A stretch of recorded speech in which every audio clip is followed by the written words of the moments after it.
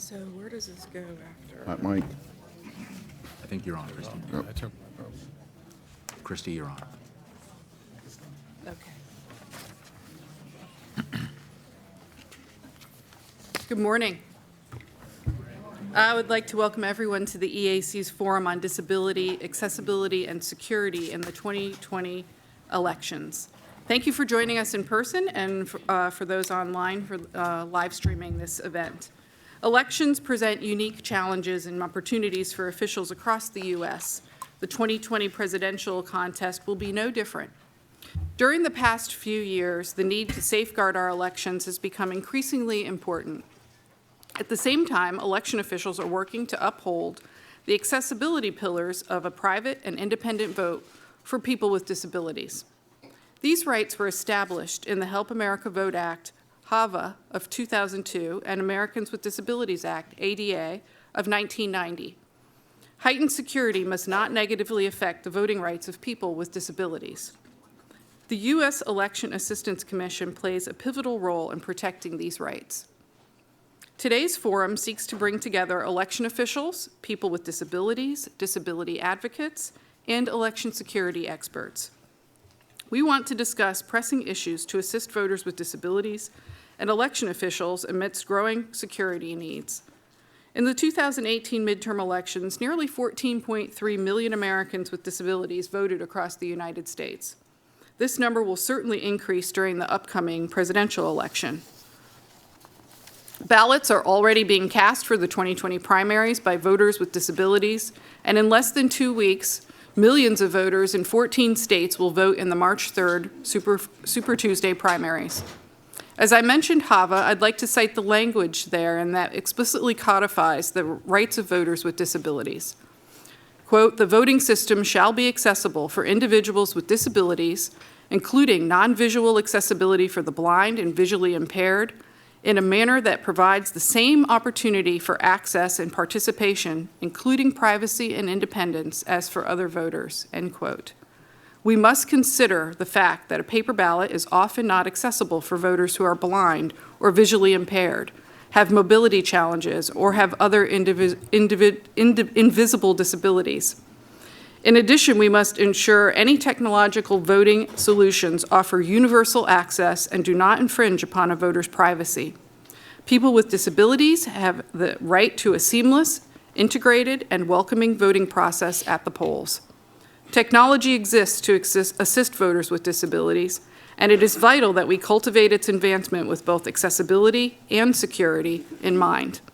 As we begin this discussion, it is our hope that voters with disabilities and advocacy groups will benefit from increased consideration as we further the collective dialogue with election officials and those in the security community. Today, we will discuss emerging voting technology for voters with disabilities, ways to better incorporate ballot marking devices into polling place operations, and accessible vote by mail. We will conclude the forum with a discussion of potential next steps to assist election officials. The forum's discussions are designed to receive your input and suggestions and your thoughts. Since the passage of HAVA, election officials have worked to implement the promise of a private and independent vote. 3 of 6 duties assigned to the EAC by HAVA cite assisting people with disabilities as a primary responsibility. Through policy initiatives, grants, and funding for special efforts, the EAC promotes HAVA's access requirements to assist both election officials and voters with disabilities. It is with this charge in mind that we conduct today's discussion. My fellow commissioners and I look forward to today's forum and to a productive time together. Thank you. And I think, Doug Lewis, are you up next? Am I? Yes, and it is Doug's birthday today. Oh, we're going to do the pledge? Oh, let's first stand for the pledge. I'm sorry. Oh, yes, let's do that. I pledge allegiance to the flag of the United States of America and to the republic for which it stands, one nation, under God, indivisible, with liberty and justice for all. So now I can say happy birthday to Doug Lewis. Thank you, thank you. Yay. And we won't ask you how many years, Doug, but we know that you've been in this business for a long, long time Oh, God, yes. and have lots of wisdom to impart to us. Thank you. In fact, actually, my birthday is the same day as George Washington's, and I was there for his birthday party. So, look, on this journey from pediatrician to proctologist, you kind of end up seeing some of the things that go along in this. And on the election side, I spent probably almost 50 years in public policy work, and out of that, a good portion of that, maybe 35, 40 years of it was in elections work. And I can tell you that there are lots of solutions offered that sound neat, plausible, and most often are wrong when it comes to elections. This is not rocket science. It's actually harder than rocket science. And so when you get to be my age, you kind of start reflecting back on your life a little bit, and you start saying, well, what's my legacy going to be? Well, you know, at my age, at 74, you're not going to start building a new legacy most often. Legacies actually start from when they're the age of some of the youngest in our audience today, and those of you that have started reaching adulthood and in sort of your middle years, that's when you build legacies. To have a 100-year-old oak tree, you got to plant the seeds. You got to plant that seedling and let it grow and let it develop. And in this instance, in terms of accessibility in elections, for far too long, we all took the attitude that that was not a big enough problem for us to have to spend the amount of money that it was going to take to fix the problem. Well, that's not an acceptable answer. Voting in America is a right. It's a given right. It's not a dreamed up right, not a new right. It is a given right. And so if we're going to look at this, we have to say that everyone, regardless of their disability, we have to at least attempt to find out if there's a solution to this. Now, when we first hit 1995, I think was Lighthouser versus the state of Texas, for those with visual impairments, and especially the blind, we ended up with a lawsuit where a judge clearly said, I'm sorry, you can't say that you can't do it. You got to figure it out. And you know, he was right. At the time, we weren't certain how to do that, but he was right. It was one of those where we have to get to the point that we can make this process accessible for all. Because otherwise, if our vote is more important than those who have some form of disability, then what do we do as a society? Don't we denigrate the votes of those who should be able to participate in this? And so it's one of those things that's always frustrated me a little bit. I never figured out why we could say that because the audience that we're talking about, depending on whose numbers you use, runs somewhere between 12% and 16%. That number has now grown geometrically. We're talking about now my generation, those of us who were born from 1946 through 1964. Now, that's a pretty long cohort. It's 18 if you're dividing it, but actually 19 years total when you count 46 all the way through 64. And so we're now geometrically growing that older Americans who have some form of disability. They have either, I now walk with a cane all the time. Standing in line for a long period is just not something I want to do. I mean, I do it. If that's the only option, I'll do it. But it seems to me we got to rethink this. If the visual impairments for all of our older voters, and these are the people who vote the most. And so this is what we sort of have to look at. One of the things we learned when we did from the EAC, and we did one of these well-funded studies, and I appreciate, Commissioner, the fact that you as commissioners gave some $7 million at one point to really look at this whole issue and understand it. We found out in that survey that we did nationwide, 30% of voters with disabilities need some form of assistance versus 10% of the non-disabled. So that means we really have to understand that we're going to need to provide some methodologies in order to allow people to exercise their right to vote. Well, to build a legacy is not so much that you send out with a grand scheme of things. It's day by day, working a piece at a time to get to the point that we actually improve people's lives and make the system better than we found it. It seems to me at some point we need to start figuring out what that's going to cost and how we do it. And thank goodness we have a United States Election Assistance Commission, a bipartisan commission, to advise Congress how to do this. Well, look, I've got a little bit of a throat problem. Your hosts here threatened to cut it if I didn't, stay on time. And so I want to make sure that doesn't have to happen. And I want to always remember that there was a nice saying that you never miss a good chance to shut up. So thank you. Thank you, Doug. We appreciate it. And as one of the commissioners pointed out, we're surrounded by Dougs up here, so one on the left and one on the right. And here we have, on my right, Doug Chapin, who has been a friend of the EAC for quite some time, also been in this business for quite a while, and I introduce to you Doug Chapin. Thanks for being here, Doug. Thank you very much. Good morning, everybody. I want to wish my friend and colleague, Doug Lewis, a happy birthday. He pointed out that one of my gifts to him today is that I, too, now have gray hair. Other than when we first met. I am going to channel Shakespeare, who once said that brevity is the very soul of wit, and so I'm going to strive to be extremely witty in these opening remarks.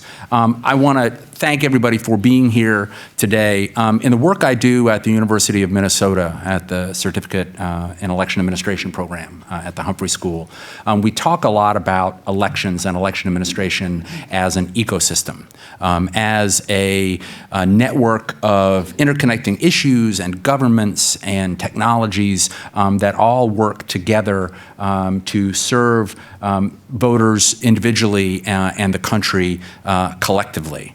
I think that notion of an ecosystem is really important. I think far too often when we talk about issues in this field, and sadly specifically in the area of accessibility, we often frame it as an either-or.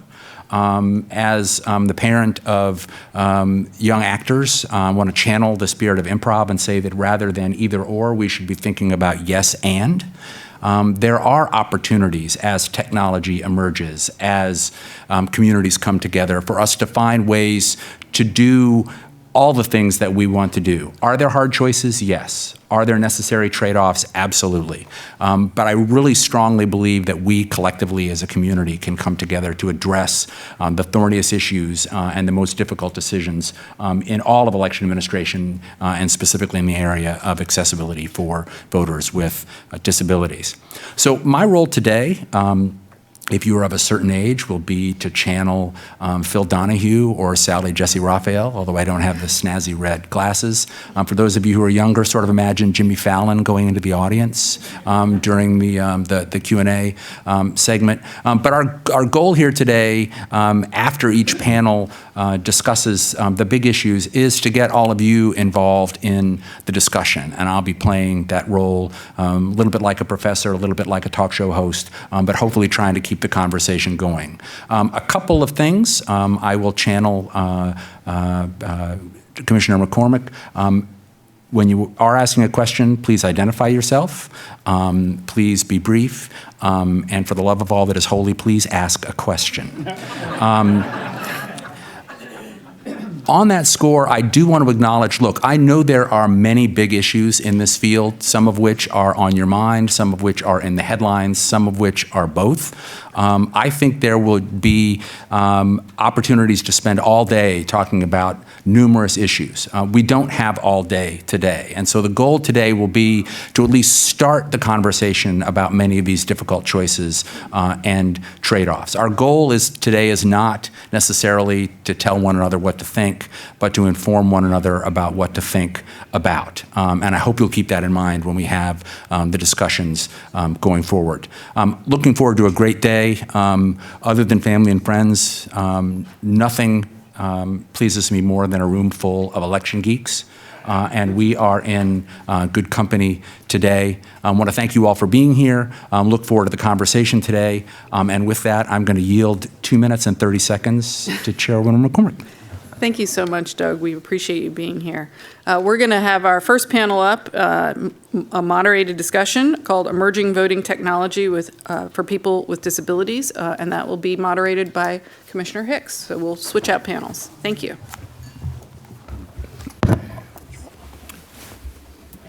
Panel one, come on up.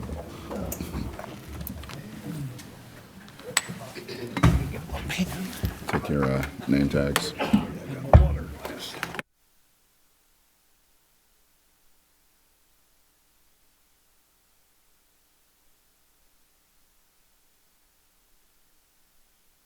So I can kick him a couple times. Up the side.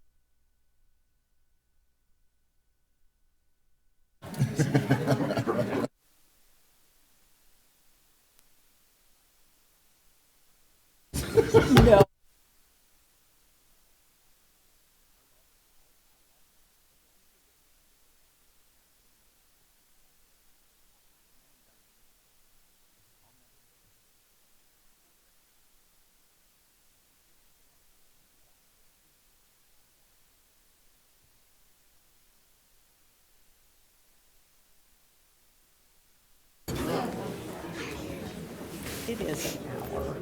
So.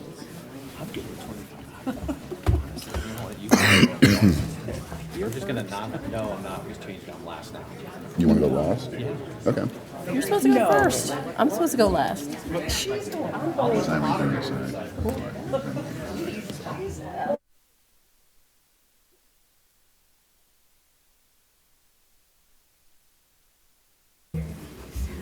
Good morning, everyone, and thank you again for coming. During this session, we would like to discuss the utilization of new voting technology to empower a private and independent vote across the United States while appreciating security concerns.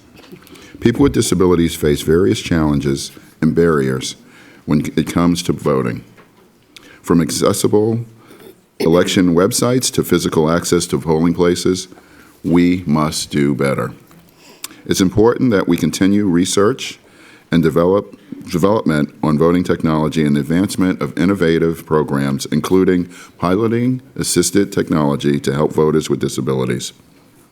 Harnessing technology in a secure manner will bolster the accessibility promise of the Help America Vote Act, or HAVA. It is my hope that we hear both accessible and security and technology advances from our distinguished panel. And first, I would like to thank the EAC staff that put this together, particularly Pat Leahy and Mona Harrington.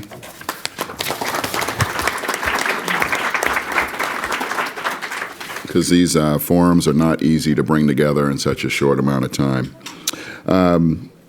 I will introduce our panel in the order in which they will speak. First will be Kelly Buckland, Executive Director for the National Council on Independent Living. Next will be, to my right, Diane Golden, Project Director, the Illinois Assisted Technology Program, and an EAC Technical Guidelines Development Committee member. Next will be Alice Miller, Executive Director for the District of Columbia. And last but not least, former EAC Commissioner, but now Senior Cybersecurity Advisor for the Cybersecurity Infrastructure Security Agency, also known as CISA, at the Department of Homeland Security, Matt Masterson. And with that, Kelly. Thank you, Commissioner Hicks. And welcome, and it's nice to be here with you all. Good to see some friendly faces in the audience. For those of you who do not know me, I am Kelly Buckland. I'm the Director of the National Council on Independent Living. We are a membership organization for Centers for Independent Living and statewide independent living councils, which are nonprofit, non-residential organizations that are run by people with disabilities and serve people with disabilities. There's about 700 centers for independent living across the country, and there's 56 statewide independent living councils, one in each state and territory, meaning there's one here in D.C., and those organizations are appointed by the governor of the state or territory. So with that, we have been very involved in election kinds of stuff, everything surrounding it, because there are a whole host of barriers that face people with disabilities when it comes to voting. I have voted since 1972. I'm not quite as old as Doug, but I'm getting there really quick. So my first vote was for Richard M. Nixon, who we all know how that turned out. So, and I have taken my right to vote very seriously ever since then. So when I turned 18, I thought that my responsibility and my right to vote was incredibly important. My parents didn't vote, and yet they complained all the time. So I really didn't want to be that person who was complaining but didn't take responsibility to vote. Not that I didn't love my parents, but I always thought it was wrong of them to complain if they didn't vote. So I wasn't going to be like that. And I've always taken my vote very seriously. And I've always had trouble casting my ballot up till and including the last election, and I'm figuring I'm going to face barriers at the next election. So I've worked on a lot of issues, like I worked on the 1985,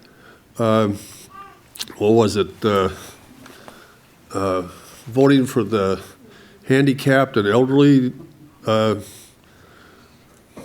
bill or something like that. I can't remember exactly the name of it, but it was a bill that passed in Congress, and then we passed a comparable bill in Idaho, which I worked on and have lived it most of my life in Idaho. I worked on the Help America Vote Act committee in Idaho, and we had what I thought in Idaho was a really good system. You had same-day registration. You could register and vote the same day. We had ballot marking devices at every polling place. Most polling places were accessible. So anyway, I thought we were doing a pretty good job. But then I moved to Virginia, and I found a lot more barriers in Virginia than we had in Idaho, actually, which is kind of interesting for me. But so I've done a lot of work around this. And in Idaho, even back over a decade ago, I really thought that we should be taking better advantage of voting technology. I thought we should be able to actually back then go back into our study, open up our computer, and vote online, because that's going to make it so much more accessible to a lot of people. Of course, there are those who think that that opens up all kinds of ways for your vote to be hacked and causes security problems. But for people with disabilities, our vote isn't secure now. If you have to have somebody else help you fill out the ballot, or if you run into problems casting your ballot, or what I run into quite frequently is the accessible voting machine is out in the open with no barrier around it. So when I'm casting my vote, like almost anyone can stand over my shoulder and watch who I'm voting for. So there's no privacy. So essentially, our votes are not secure now because of the stuff that we run into. I believe that we could make them even more secure through technology that's available today. We do all of our banking online right now.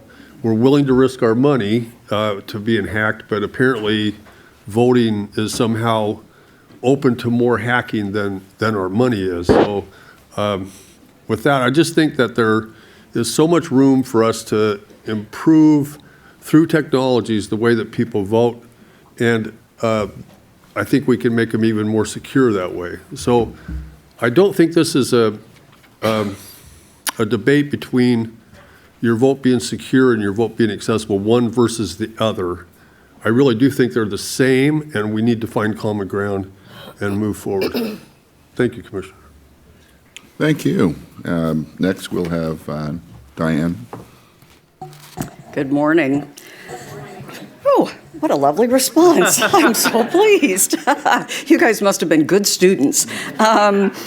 So I was asked to talk specifically about a couple of issues. One is the Technical Guidelines Development Committee and the new VVSG 2.0 that is making its way through the cumbersome approval process through multiple committees, et cetera. And then to talk a little bit about the more fitting topic, emerging technologies, and a little bit about the LA County system development prototype, et cetera. Is anybody here from LA? Because I don't want to step on toes as if I'm the expert. Okay, so I'm going to tell if folks in LA County are listening, I am going to do my best, and it'll be a high level, and anyway, so I hope I don't tread on any toes here. So the VVSG has moved out of the Technical Guidelines Development Committee, and for any of you who serve on the TGDC, I know there's some other folks here, there has been a long-standing tension between accessibility and security. I am not saying anything new to anyone, and I will say this right up front. I'm an accessibility person. I am not a security person. I say that up front. I acknowledge completely, folks, accessibility people, you are the experts. What I would request is you folks in accessibility quit assuming you know anything about accessibility. And the approach of, oh, as long as it's secure, then, we can make paper accessible. I hate to tell you, but I've been around for a long time, and paper is inaccessible, period.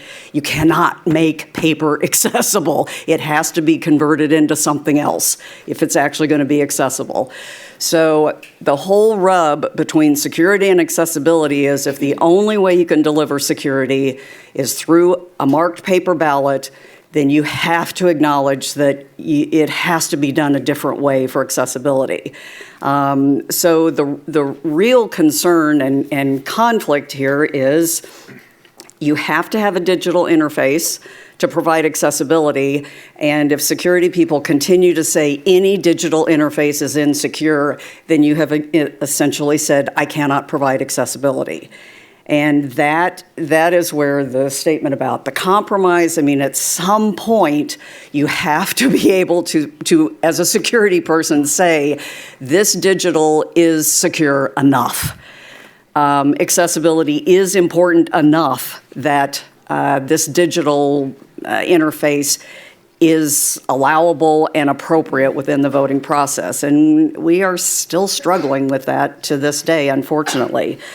So as far as the VVSG 2.0 goes, there are a number of new security requirements, and there are clearer, I hope, accessibility requirements that get us to the point where it's understood what is actually needed in the way of access features in that digital interface. So there's audio tactile, there's enlarged visual display, there's alternative means of input and output, that sort of thing.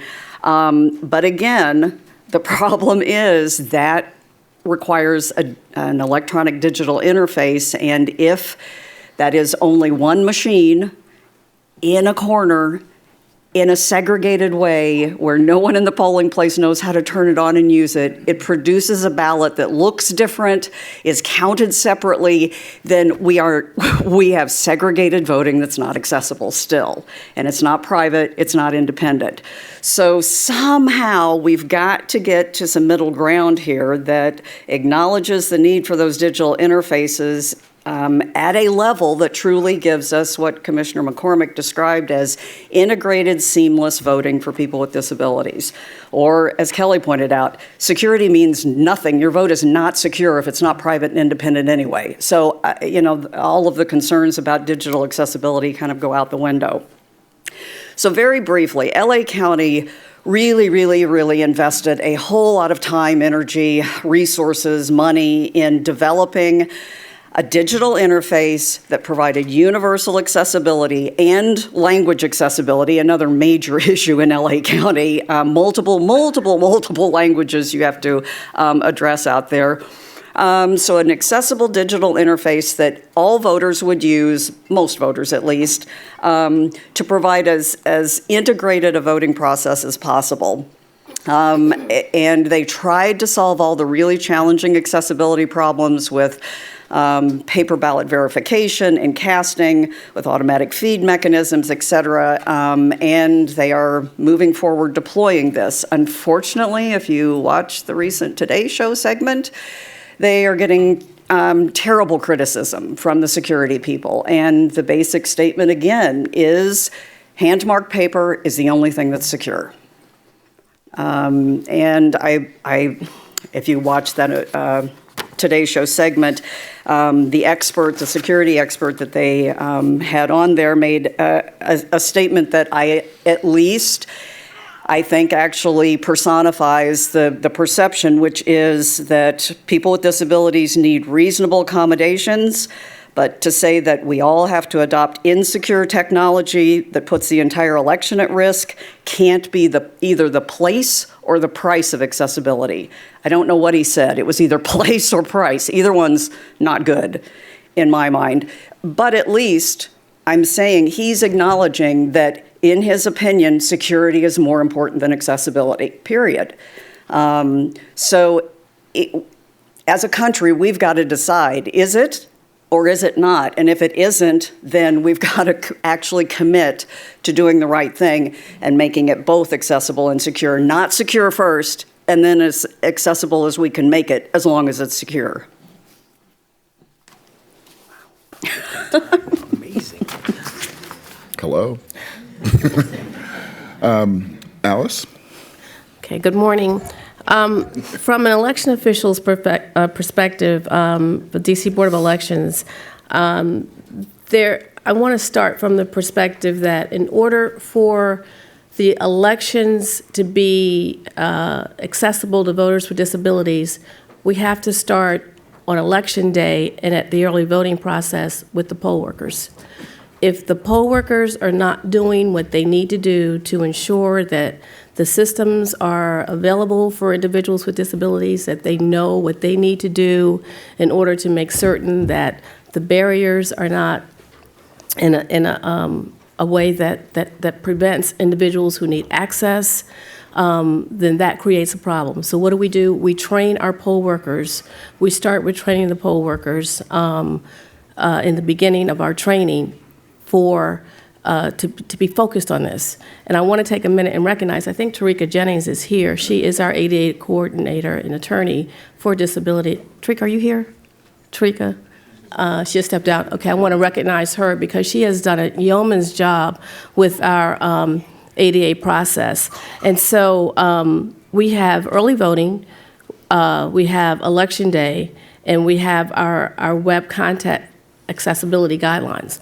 All of these things are very important. All of these things require an accessible process. So we work diligently to ensure that the accessibility of the voting process especially is accessible, especially for people with disabilities.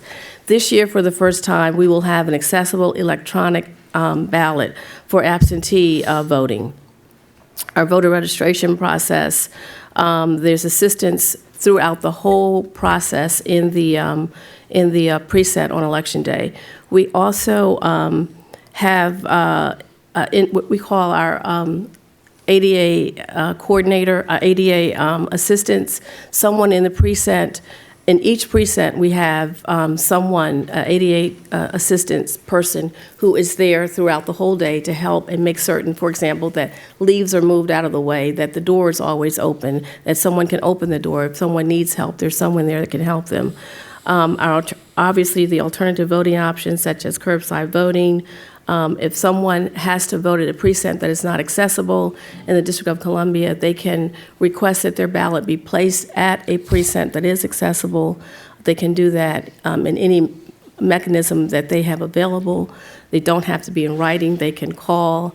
They can have someone request it on their own behalf. Any way that they can do it, any alternative format that they can use, we can get that there for them. We have an Election Day hotline. We also have a lot going on with language access and services. American Sign Language interpreters are available at all of our designated polling sites. We provide language access services for voters who are limited or non-English proficiency. That is just as important as the physical disability is the language access, and we pay a lot of attention to that as well. So there are a number of different things that we do, that we use, that we utilize to make certain that every aspect is focused on and made available. Our website, we've worked very closely this year with with BEGA, which is the government Board of Ethics in Government. And that office is the office that assures open government. So what we have done is work closely with them to make sure that the website meets all of the guidelines that it needs to for accessibility.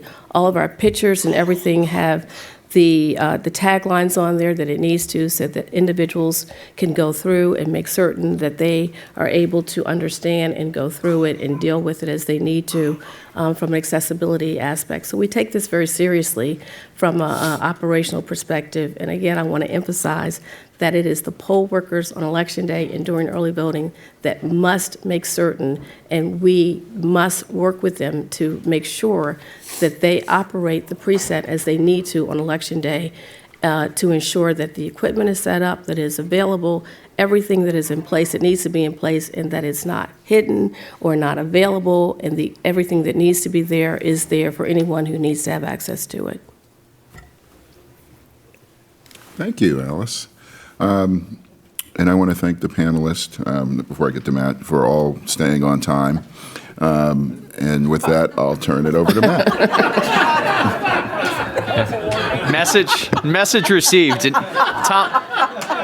Tom likes to remind me that the EAC has the shot clock because of me. And so I will stay on time. I'll try to be brief. I want to thank the commissioners for the opportunity to be on this panel. I'm not Jeff Hale. He's smarter and taller than I am. And I appreciate the panelists going on the fly on this. I will say, before I get into some opening thoughts, I've had the privilege of working with most of the folks on the panel, and specifically Diane, when I was a member of the TGDC and then when I was DFO of the TGDC, and no one has challenged me more to think about these things, to challenge me to take into account that I'm not an accessibility expert in any way, and made me better at understanding these issues. And no one's done more in the grind of the standards development process than Diane Golden to advance the cause of accessibility in the work with VVSG 2.0. And so I appreciate everything you've done. You've hung in there on this question. I'll say that the next version of the VVSG and the EAC's taken some significant steps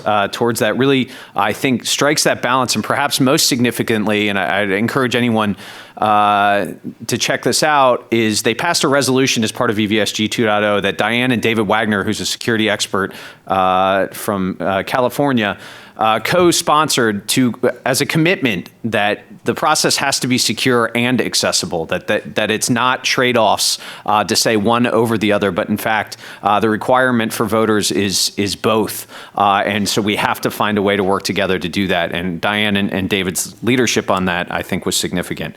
A couple of opening thoughts.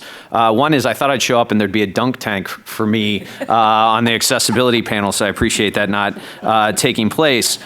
As Kelly and Diane and Alice were speaking, I could not agree more that it's not a debate between the two, that accessibility is security. As we look at risk management from the perspective of CISA and cybersecurity, exactly what Kelly said is how we evaluate the security risk here. Privacy and independence is a security question as much as it is an accessibility question.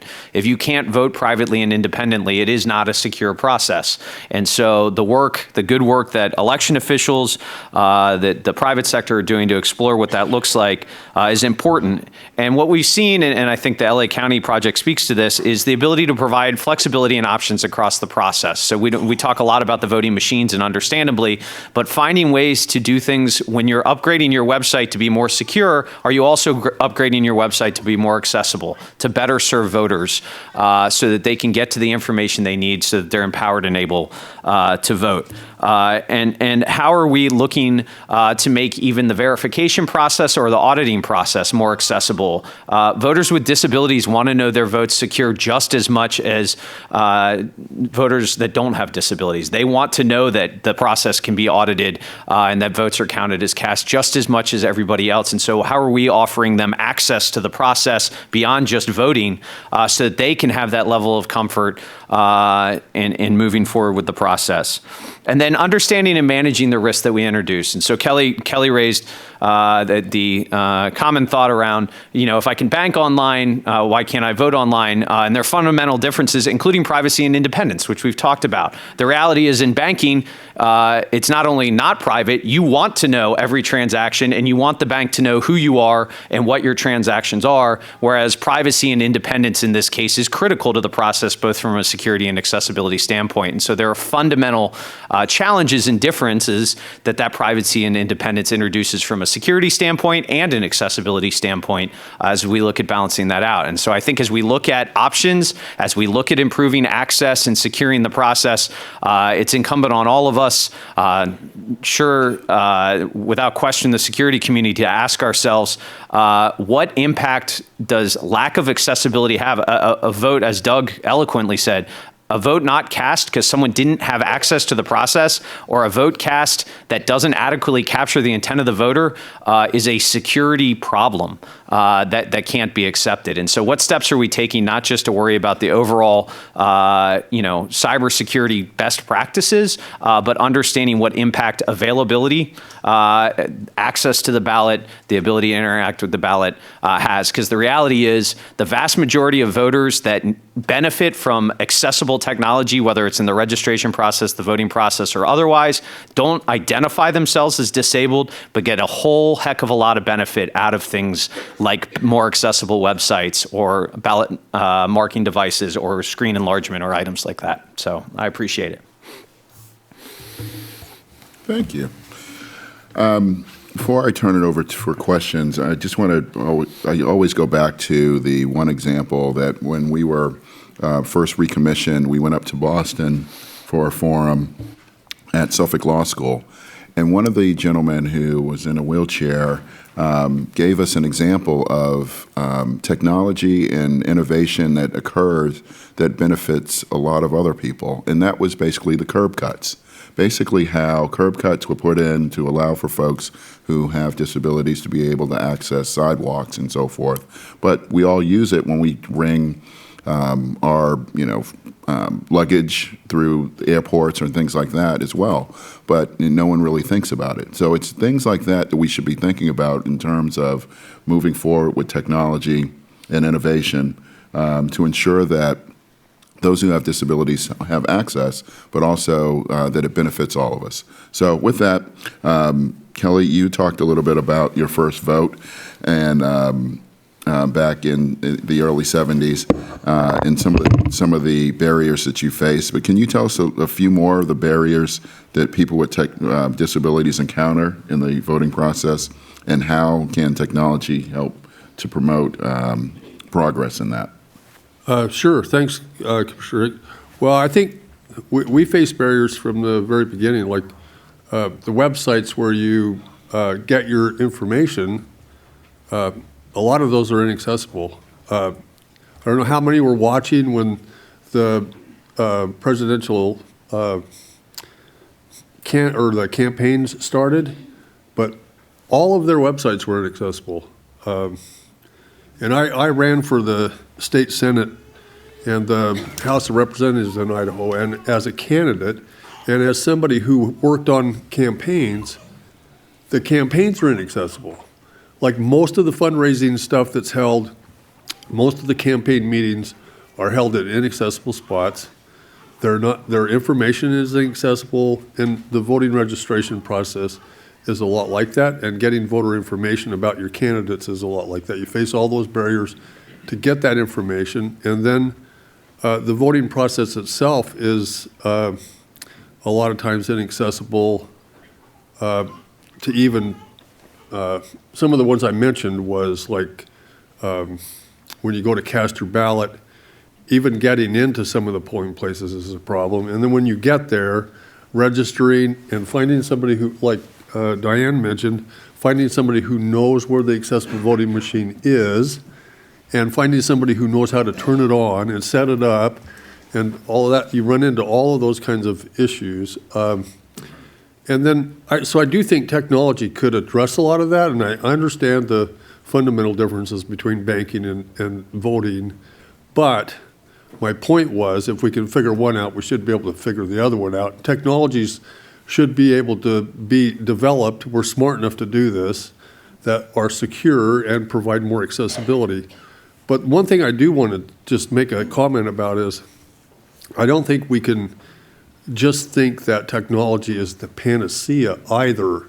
A lot of people with disabilities, technologies actually create barriers for them. So we need to keep those kinds of things in mind and make sure that the voting process is easy to understand for people who have a hard time reading text or reading complicated stuff, and make sure that it then is accessible physically as well. So we have to think about both of those things, especially as we're developing new technologies. We need to bake that in at the beginning, not try to fix it later on. So, Thank you.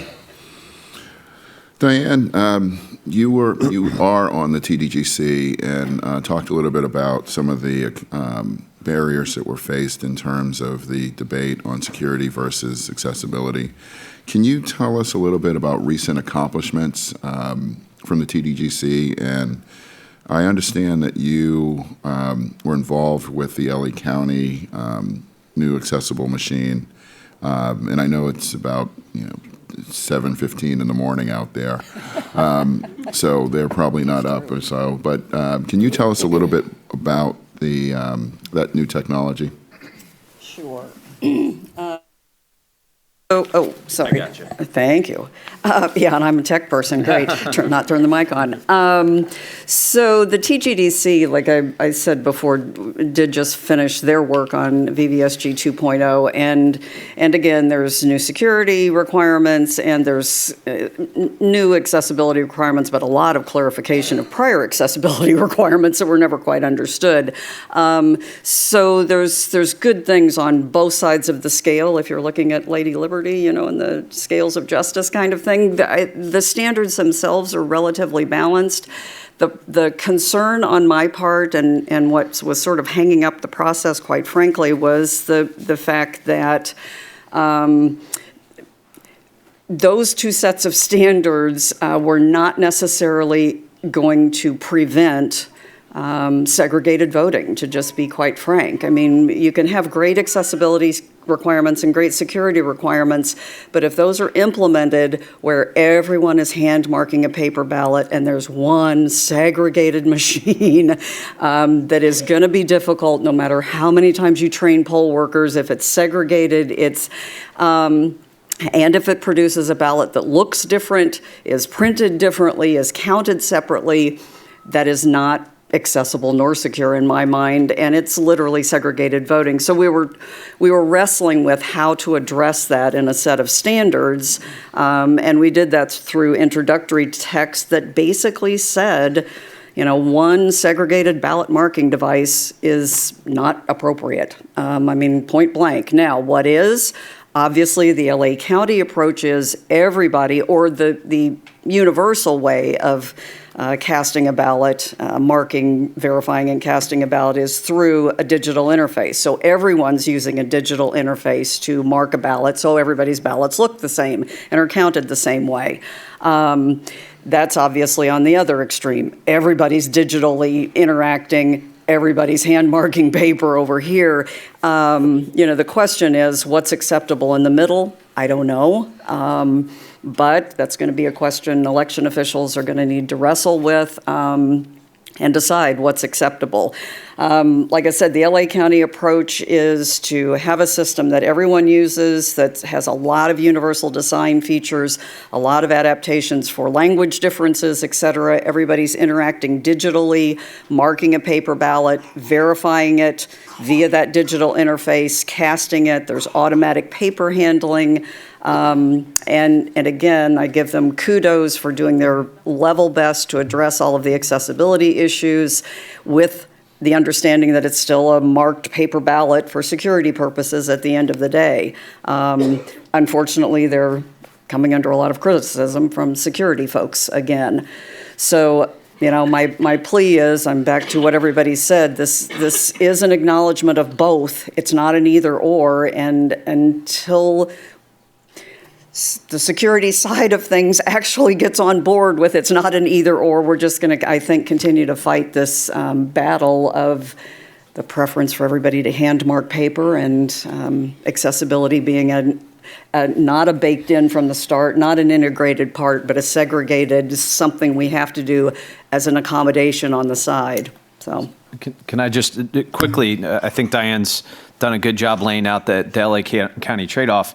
But a key part for them from both a security and accessibility part is every voter's offered the option to vote a paper ballot at home as well. So if you're worried about the security of the system or you benefit from having more time at home with the ballot to understand what's on there, you can get a mail ballot, mark it by hand and return it if that's what you prefer, or it buys you. So I forget the percentage, but 60, 70% or more of voters in LA County are going to vote on a hand-marked paper ballot through the mail because that's what they've chosen to do, both either because of access, security, or it's just what they want conveniently, or they can interact in person. And so it's striking that balance that way too. And I've got to give LA County another kudo.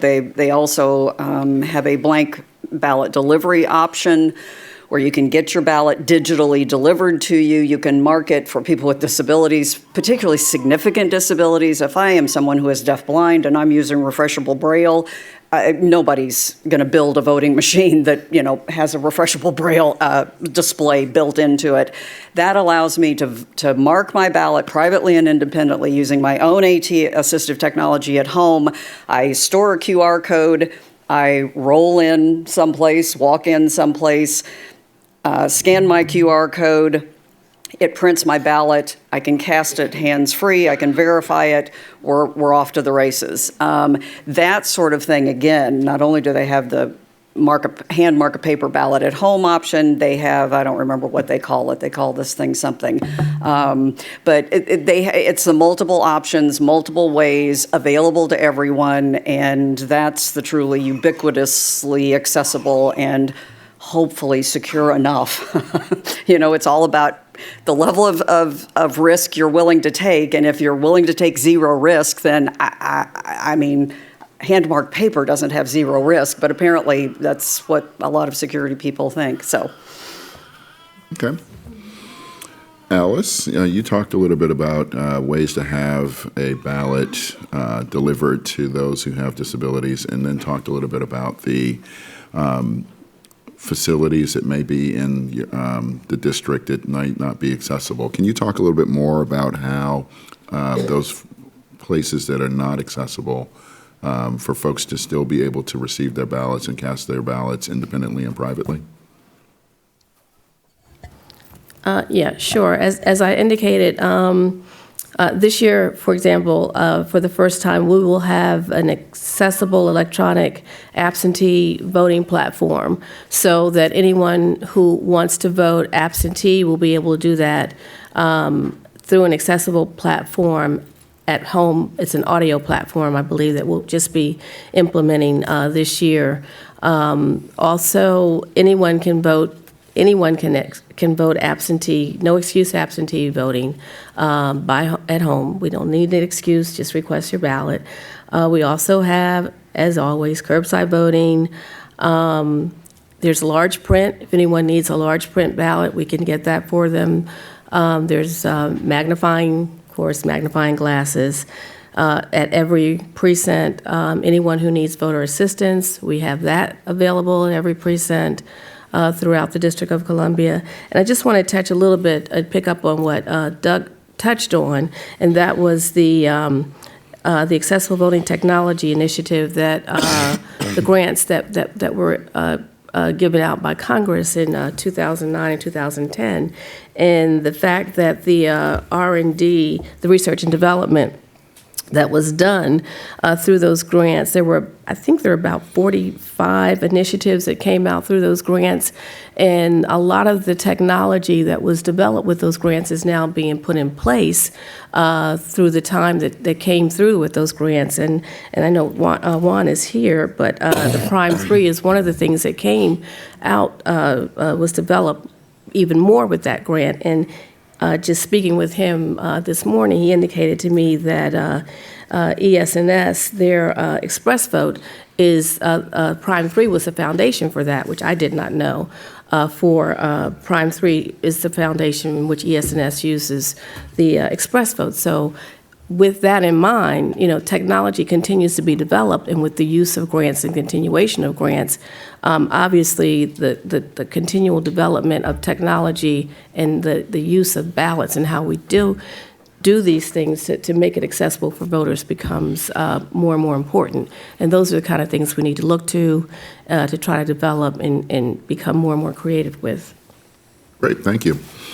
Matt, as election officials work to meet the accessibility promise of HAVA, can you talk about the heightened importance of security in today's election landscape, along with the importance to have access for people with disabilities?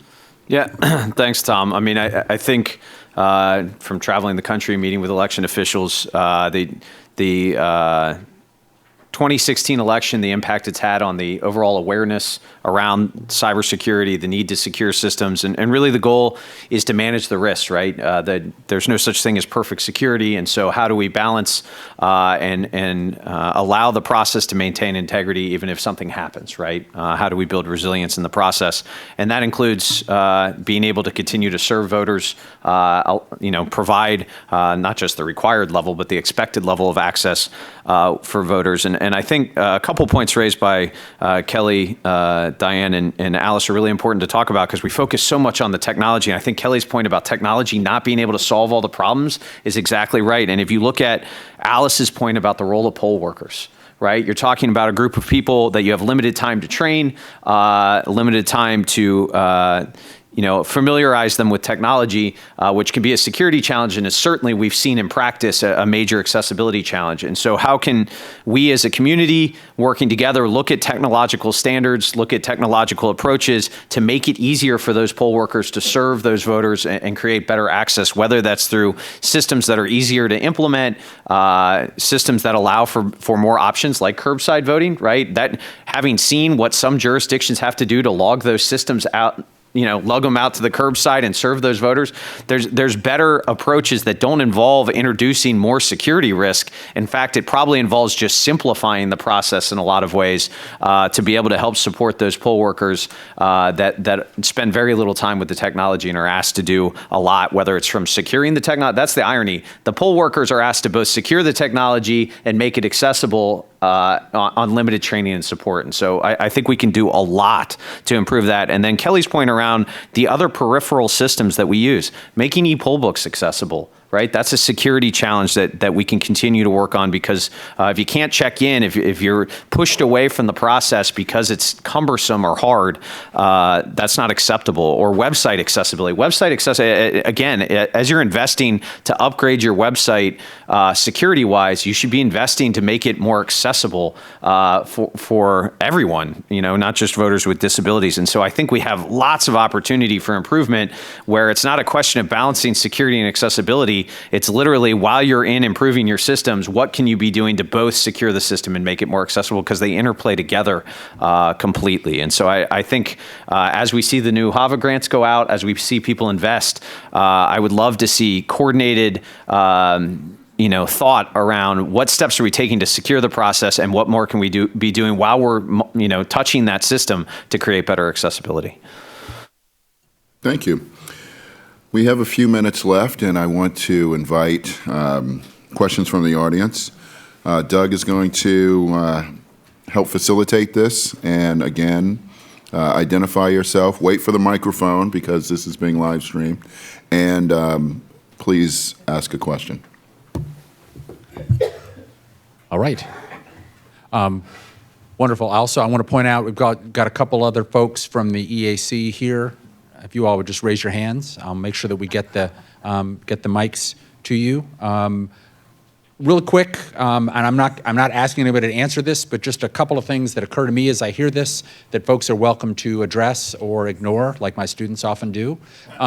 One is I like Kelly's idea that this isn't an issue of security versus accessibility, but actually almost an issue of segregation. How much segregation are we willing to tolerate, and if so, how are we going to implement and fund that? The other, based on what I'm hearing Matt and others say, this new federal money that's available, either the 18 wave or the latest wave, to what extent are we using accessibility as one of the things about which we are going to secure the election process? And with that, I'm going to don my mythical red glasses and come right back here. Hi, good morning. My name is Maya Bella. I'm with the Arizona Center for Disability Law. We're the protection and advocacy system for the state of Arizona. And I had a question I was hoping to just open for the discussion, and that is that, the latest round of HAVA fundings back in 2018, we petitioned hard to get our Secretary of State to utilize some of those funds for accessibility concerns, consider those sorts of things. In the end, the security kind of won out on that. And I was hoping you have ideas, recommendations for how we engage our local election officials that are making these decisions about which new technologies to invest in for elections. Thoughts about how we can get them to understand that this is not necessarily diametrically opposed, security versus accessibility, that those two things can be considered together. It's all you, panel. Well, I'll say that we are actually using our 2018 money to utilize it for the accessible absentee electronic voting platform.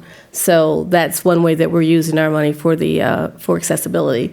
It just made sense to do it for that. There's some things going toward security. That, yes. I like that. Forgot about that. Security as well, but yes, accessibility was just as important in our minds as well.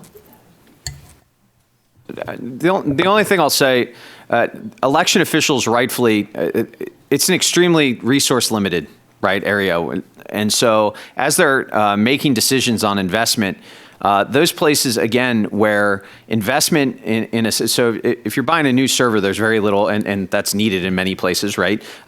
There's very little accessibility implication to that. But as you're looking at your website, as you're looking at improvements to what voters interact with and interface with, looking at systems that thought about accessibility and security from the design stage should be part of the procurement process, right? It's not just one or the other. It's holistically, how does whatever vendor you're working with or anyone else, how did they view both the access and security challenges of whatever system's being provided, and how can you invest in something that supports that? Because a lack of access is essentially a denial of service, right? And so with those systems that folks interact with, it's not just about having something that's super secure, but it's also about having something that people can actually use to register to vote or whatever the system's doing, right? And then the other part of it for me, is, again, goes back to whether it's the folks at the local election office or really the poll workers.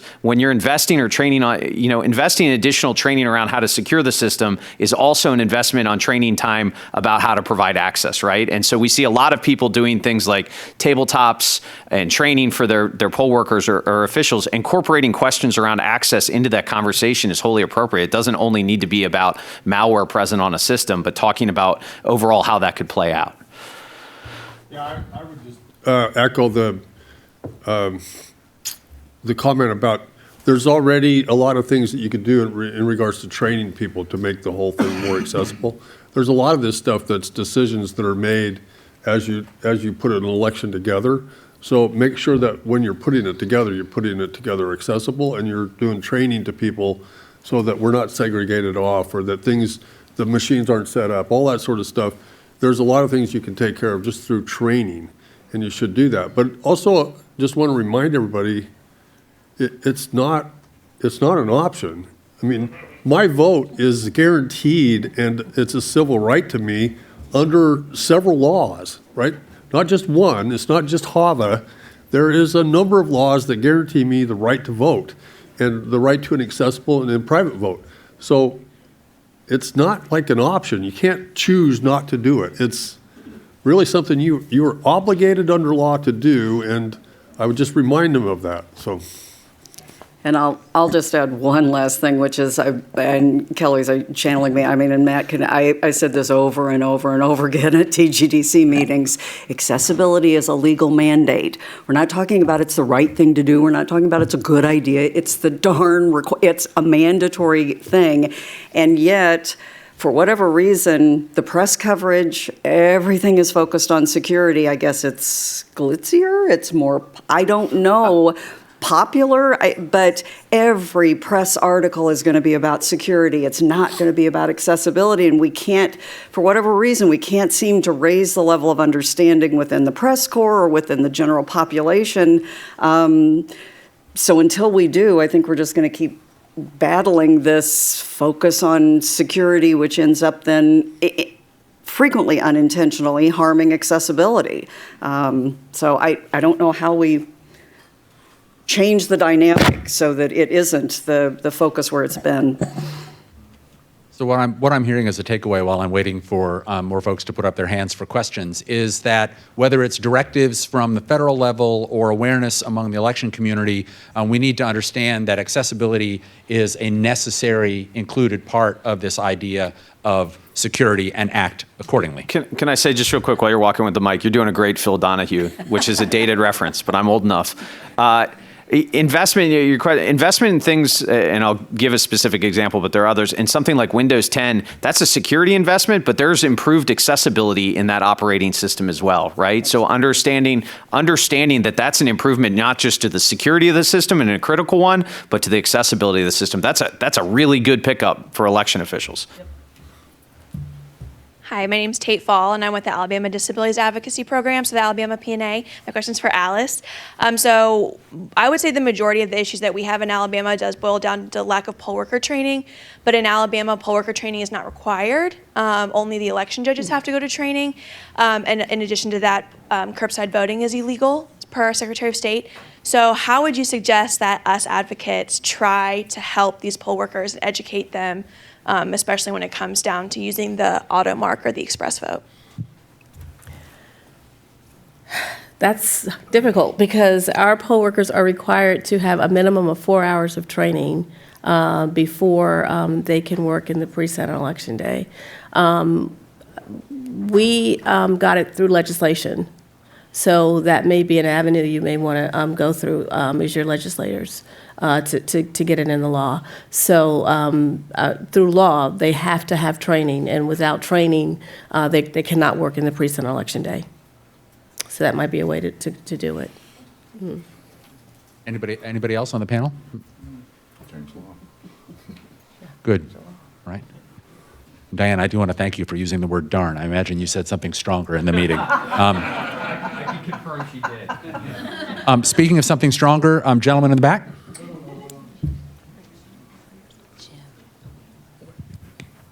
I'm Jim Dixon, the National Council on Independent Living.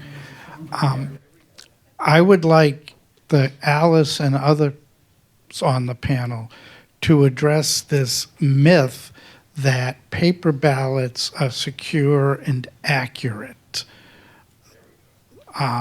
It's magical thinking on the part of computer geeks who say, oh, hand marked, super safe. Could you just tell a couple of stories about how paper ballots and the whole question of voter intent complicate, make elections insecure and difficult to do?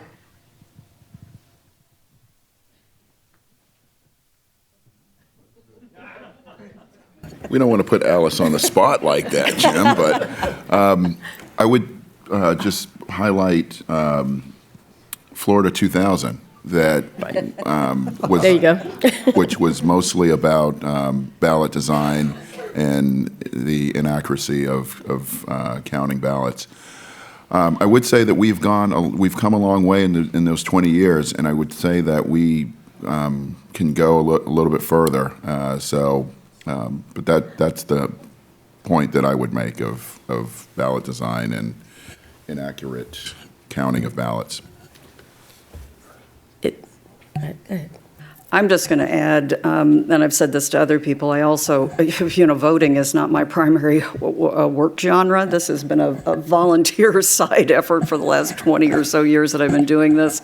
And I work in, obviously, assistive technology and spend a lot of time in the K-12 education sphere, higher ed, college. And this issue of security and accessibility comes up in high-stakes testing, the LSAT, the GRE, the ACT, high school exams, all of that sort of stuff.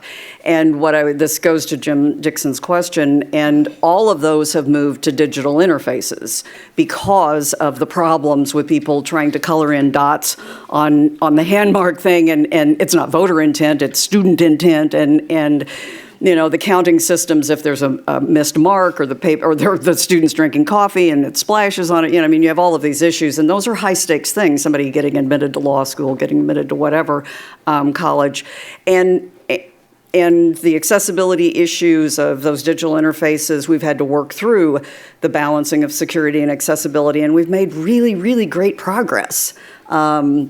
So all that is to say is, yes, other folks have realized that hand-marked paper is not terribly secure or accurate in a lot of ways, and they have moved to digital in other environments and have balanced the two issues. So, I'll hold out hope that maybe in the voting environment we can pull this off at some point also. So I would say for DC, in all of our precincts, we offer both traditional paper ballot and a ballot marking device. Voters have an option. They can choose whichever they want in both early voting and on Election Day. If we had more ballot marking devices on Election Day, I'm sure there would be more individuals choosing that. For early voting, there's no question more voters obviously float to the ballot marking device. There's not even an issue about it. They generally love the ballot marking device. It's easier, it's quicker, it's a lot simpler to use. Choices are easier to select. You don't have to, we don't have a problem with voter intent with that. It's just very easy to do. So we will be able, obviously, to purchase more equipment with the money that we have now, so we'll be able to increase the number of BMDs that we put in the precinct. So with that, I think voters generally like the BMDs more so than the traditional paper, but we offer both.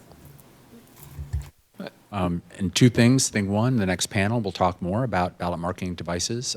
Thing two, as someone who works with the University of Minnesota, just on the subject of paper ballots, I'd be remiss if I did not say the two words lizard people. I'm Essie Peterson, and I'm with Self Advocates Becoming Empowered. And I have more of a comment and a suggestion. We, every other year, we survey our membership and people with developmental disabilities. And one of the things that comes up very high is poll workers. And, you know, we've been talking about that, and I would just like to reinforce the importance of training our poll workers. I am a poll worker. I've been a poll worker for 10 years. Every time I go through that darn training, I try to talk about people with disabilities and how to make things accessible. And I am not nicely told to be quiet, that we're not discussing that. So the doors aren't really open for that. But what I'd like to talk about now is that we have learned a great deal that people cannot understand the ballots. I mean, we're talking about the technology, but as we do the technology, we need to look at the information that's going on there at the same time. I know we're going to be talking about ballots more, but I think the technology design needs to be sensitive to how that's laid out and how that looks and how you present it to people.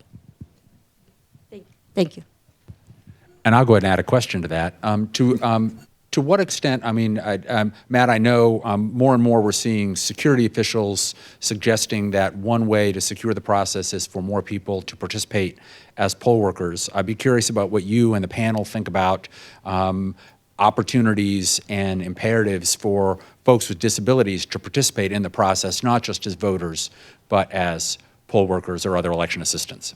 Yeah, I mean, this is a topic that's, when I was at the EAC, was one that finding voters with disabilities and empowering them to serve not just as poll workers, but again, they're just as worried about the security of their vote as every other citizen. And so whether it's the ability to participate and engage with pre-election testing, post-election auditing, the count process, it's critically, but that access has to be available throughout the process, not just, in the voting process itself. And so I know there's a long time challenge.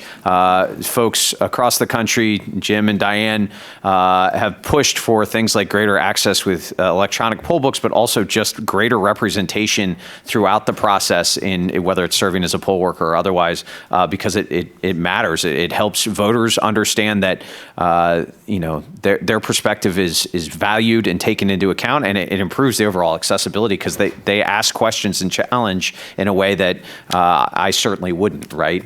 And so I think it's critically important. And I will just add, every time I do a presentation on voting, which seems like it's pretty frequent, no matter who the group is, I tell everybody in there, go sign up to be a poll worker. Whether I'm talking to a group of occupational therapy students, or I'm talking to a bunch of assistive technology people, or I'm talking to, doesn't matter, people with disabilities. Every one of you, if you know something about accessibility, then you need to volunteer to be a poll worker, because they need people who understand accessibility. And I've actually had a few people follow up with me and say, someone in Florida, I was just at Assistive Technology Industry Association, did a session on voting, and there's I think she's an occupational therapist in Florida who's signing up to be a poll worker in her local jurisdiction. For every one of those people, that's a step forward.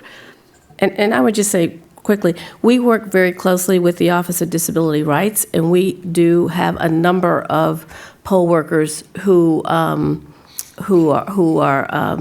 individuals that classify as in that category. We try to recruit them. We put them in our precincts, and that's a visible. They're very visible in our precincts in the District of Columbia, and we work very closely to recruit and to have them there. One final, I'm sorry, it came to me as Alice was talking, and it's something Diane drove home during the TGDC process. A lot of times, voters with disabilities are more tech savvy than your typical poll worker, because they've been forced to interact and use technology in a variety of ways in their lives. And so I know from talking to many election officials that have voters with disabilities either serve on advisory councils or serve as poll workers, that they're in many cases, extremely tech savvy and can offer a lot of guidance and advice on the use of and engagement with technology, which I think is really useful. Okay, we've got just a few minutes left, so I'm going to enforce a lightning round. If you could be brief in your question and also brief in the answers from the panel. Hi, I'm Sachin Pawitran with the U.S. Access Board. Appreciate all the comments that has been made so far. One of the barriers that I've seen as a person with a disability, as a blind person, especially in rural areas, transportation is one of the biggest barrier to get for folks to get to polling places. And that continues to be a problem, not just in rural areas, in most places. So solutions to be able to vote independently when transportation is a barrier, I would think options like mobile voting is a critical component. And when we talk about that option, security folks don't tend to get too excited about it. I'd like to hear your thoughts about that.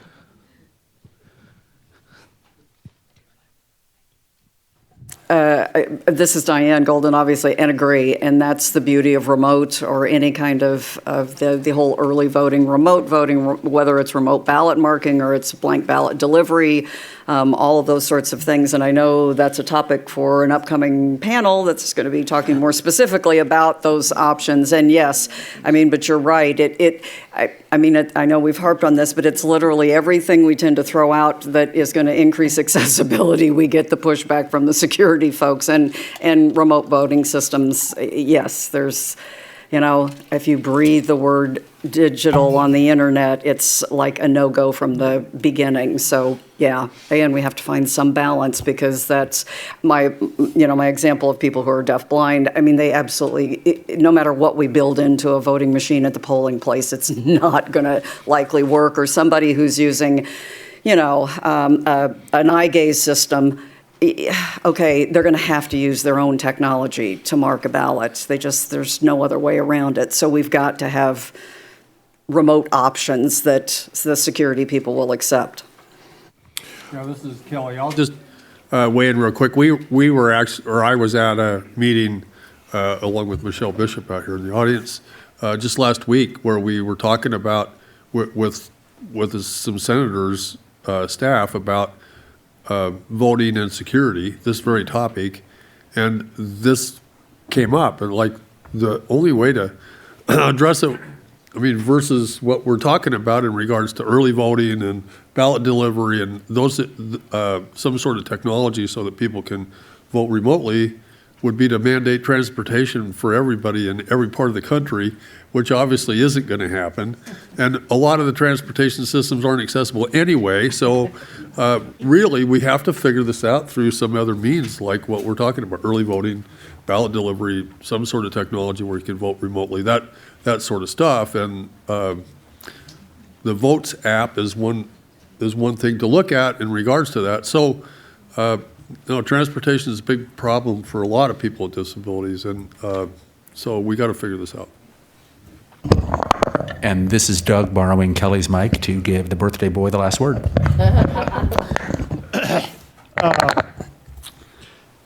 At age 74, I'm just about old enough to become a poll worker, so I'm,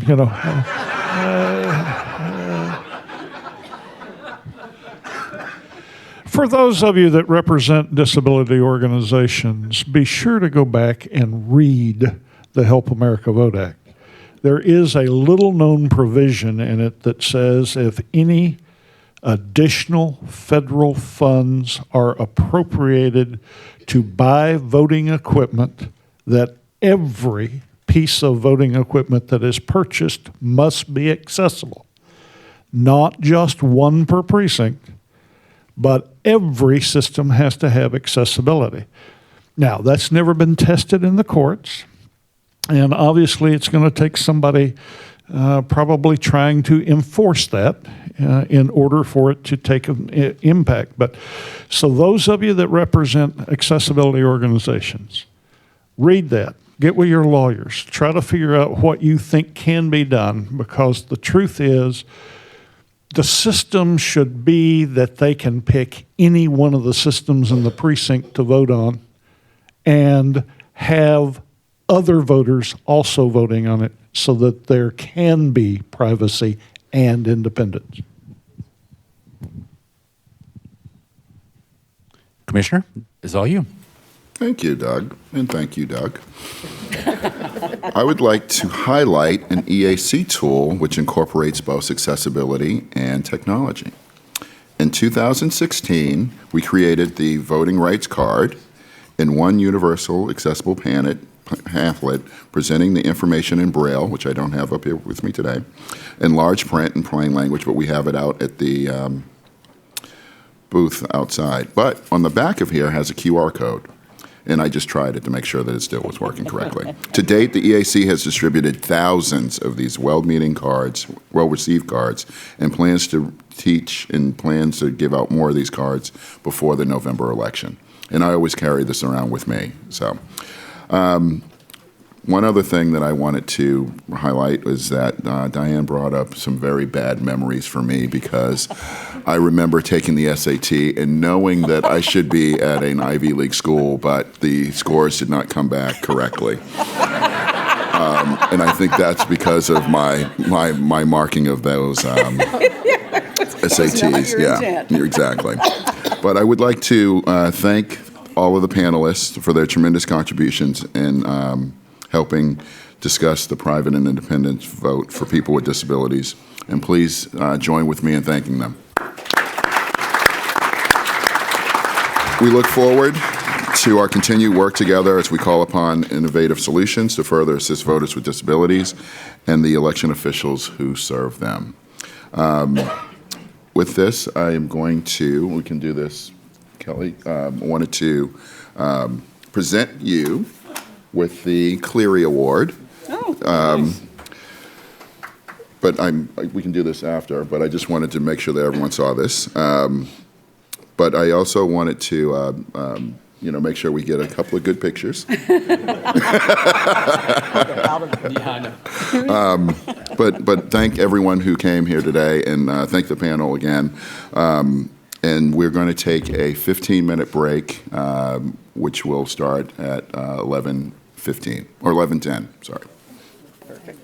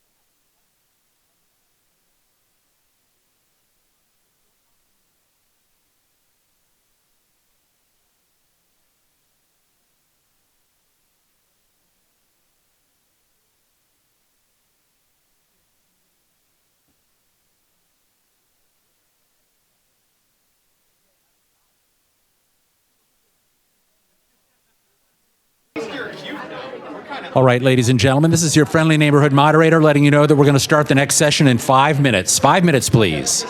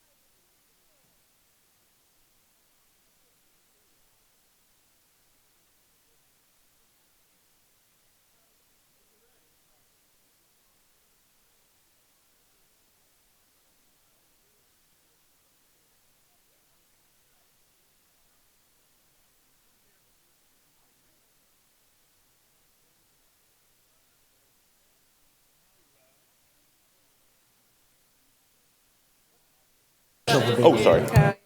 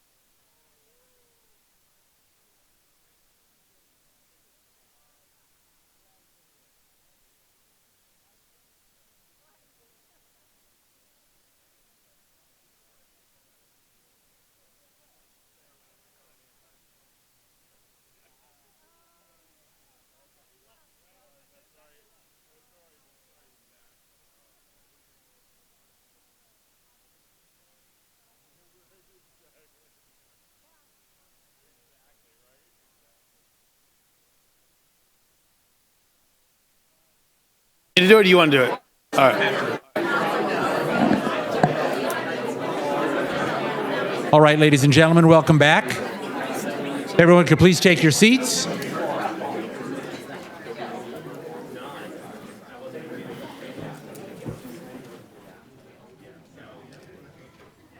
Thanks, everybody, for a good conversation in the first session and for staying on schedule through the break, which I know is always a challenge. We're now ready for session 2 to be led by Commissioner Don Palmer. Thank you. Welcome. We're looking forward to a discussion now about ballot marking devices and the Help America Vote Act. And that's really what this is all about, is helping America vote. And these machines, these devices are an important tool for election officials and voters seeking to provide accessible voting experience to voters with disabilities and to provide options to all voters. Before we go forward, let's talk a little bit about what is a ballot marking device for our viewers that may not know. It's an important to understand what we are referring to, and with a voting machine, a ballot marking device, through an electronic interface, similar to the older DREs that are now being phased out, these machines will mark votes on physical paper ballots. In general, these ballot marking devices neither store nor tabulate a vote. The machines allow the voter to record votes on ballots that are then stored and then tabulated by independent scanners. The voter then uses the device to mark a ballot and takes the ballot over to a tabulator to cast it. So there's no tabulation, there's no connection to the internet. There is a ballot and often a cast vote record of that the ballot. So BMDs incorporate a variety of assistive technologies for voters with vision, mobility, or other disabilities. They allow voters to adjust the size of the ballots displayed on the screen. They can provide an audio read aloud function for voters, and it can present ballots in multiple languages. That is a need for both voters and election officials to help all voters. These machines have, going back, I can remember back in 2006 and the AutoMark, there's been a series of improvements from security and usability and accessibility over those years, over the decade or more. They're now being utilized in 36 states across the country. The EAC has now, by my review, certified 5 vendors have brought their systems in for certification of VVSG 1.0, our security, accessibility, usability, functionality, and has been certified by the EAC and by other states across the country. And so these not only help voters with disabilities, but they help everyday voters, every voter, prevent mistakes. And that's been mentioned before about overvotes, undervotes, other mistakes, errant marks on a ballot. It really reduces the potential for Americans to make mistakes on their ballots and the potential that their vote won't count. And so during this session, we're going to hopefully foster discussion about these voting marking devices amongst election officials, voters with disabilities, advocates, and security officials. Given the extensive debate and use of these across the country, we want to discuss the technology, where it's going, the opportunities it provides for voters, as well as how do we improve security with these systems. So I'm going to take a little bit of a different approach as the first panel. First of all, I'm going to introduce our panel, and then I'm going to give a lead-off question for each, who will go about 5 minutes, discussing sort of the broader issues, and then we're going to open it up to questions from the audience. So our distinguished panel, starting from my right, will be Lou Ann Blake, who is the Deputy Executive Director of the Blindness Initiatives, the National Federation of the Blind. Gemma Howell, who is a computer scientist with the National Institutes of Standards and Technology, and NIST, who is a partner with the EAC and our committees on developing standards, security, accessibility, usability, all types of functionality for the new systems, the new generation of systems. Anthony Albans, who is the Commissioner of Elections in Delaware, and Juan Gilbert, who is the Chair of Computer and Information Science and Engineering at the Department of the University of Florida. So I'm going to start off with a lead-off question for Lou Ann Blake, and then allow them to launch into their introductory comments. The NFB has been very active in protecting the voting rights established by the Help America Vote Act, which is the enabling legislation of the EAC.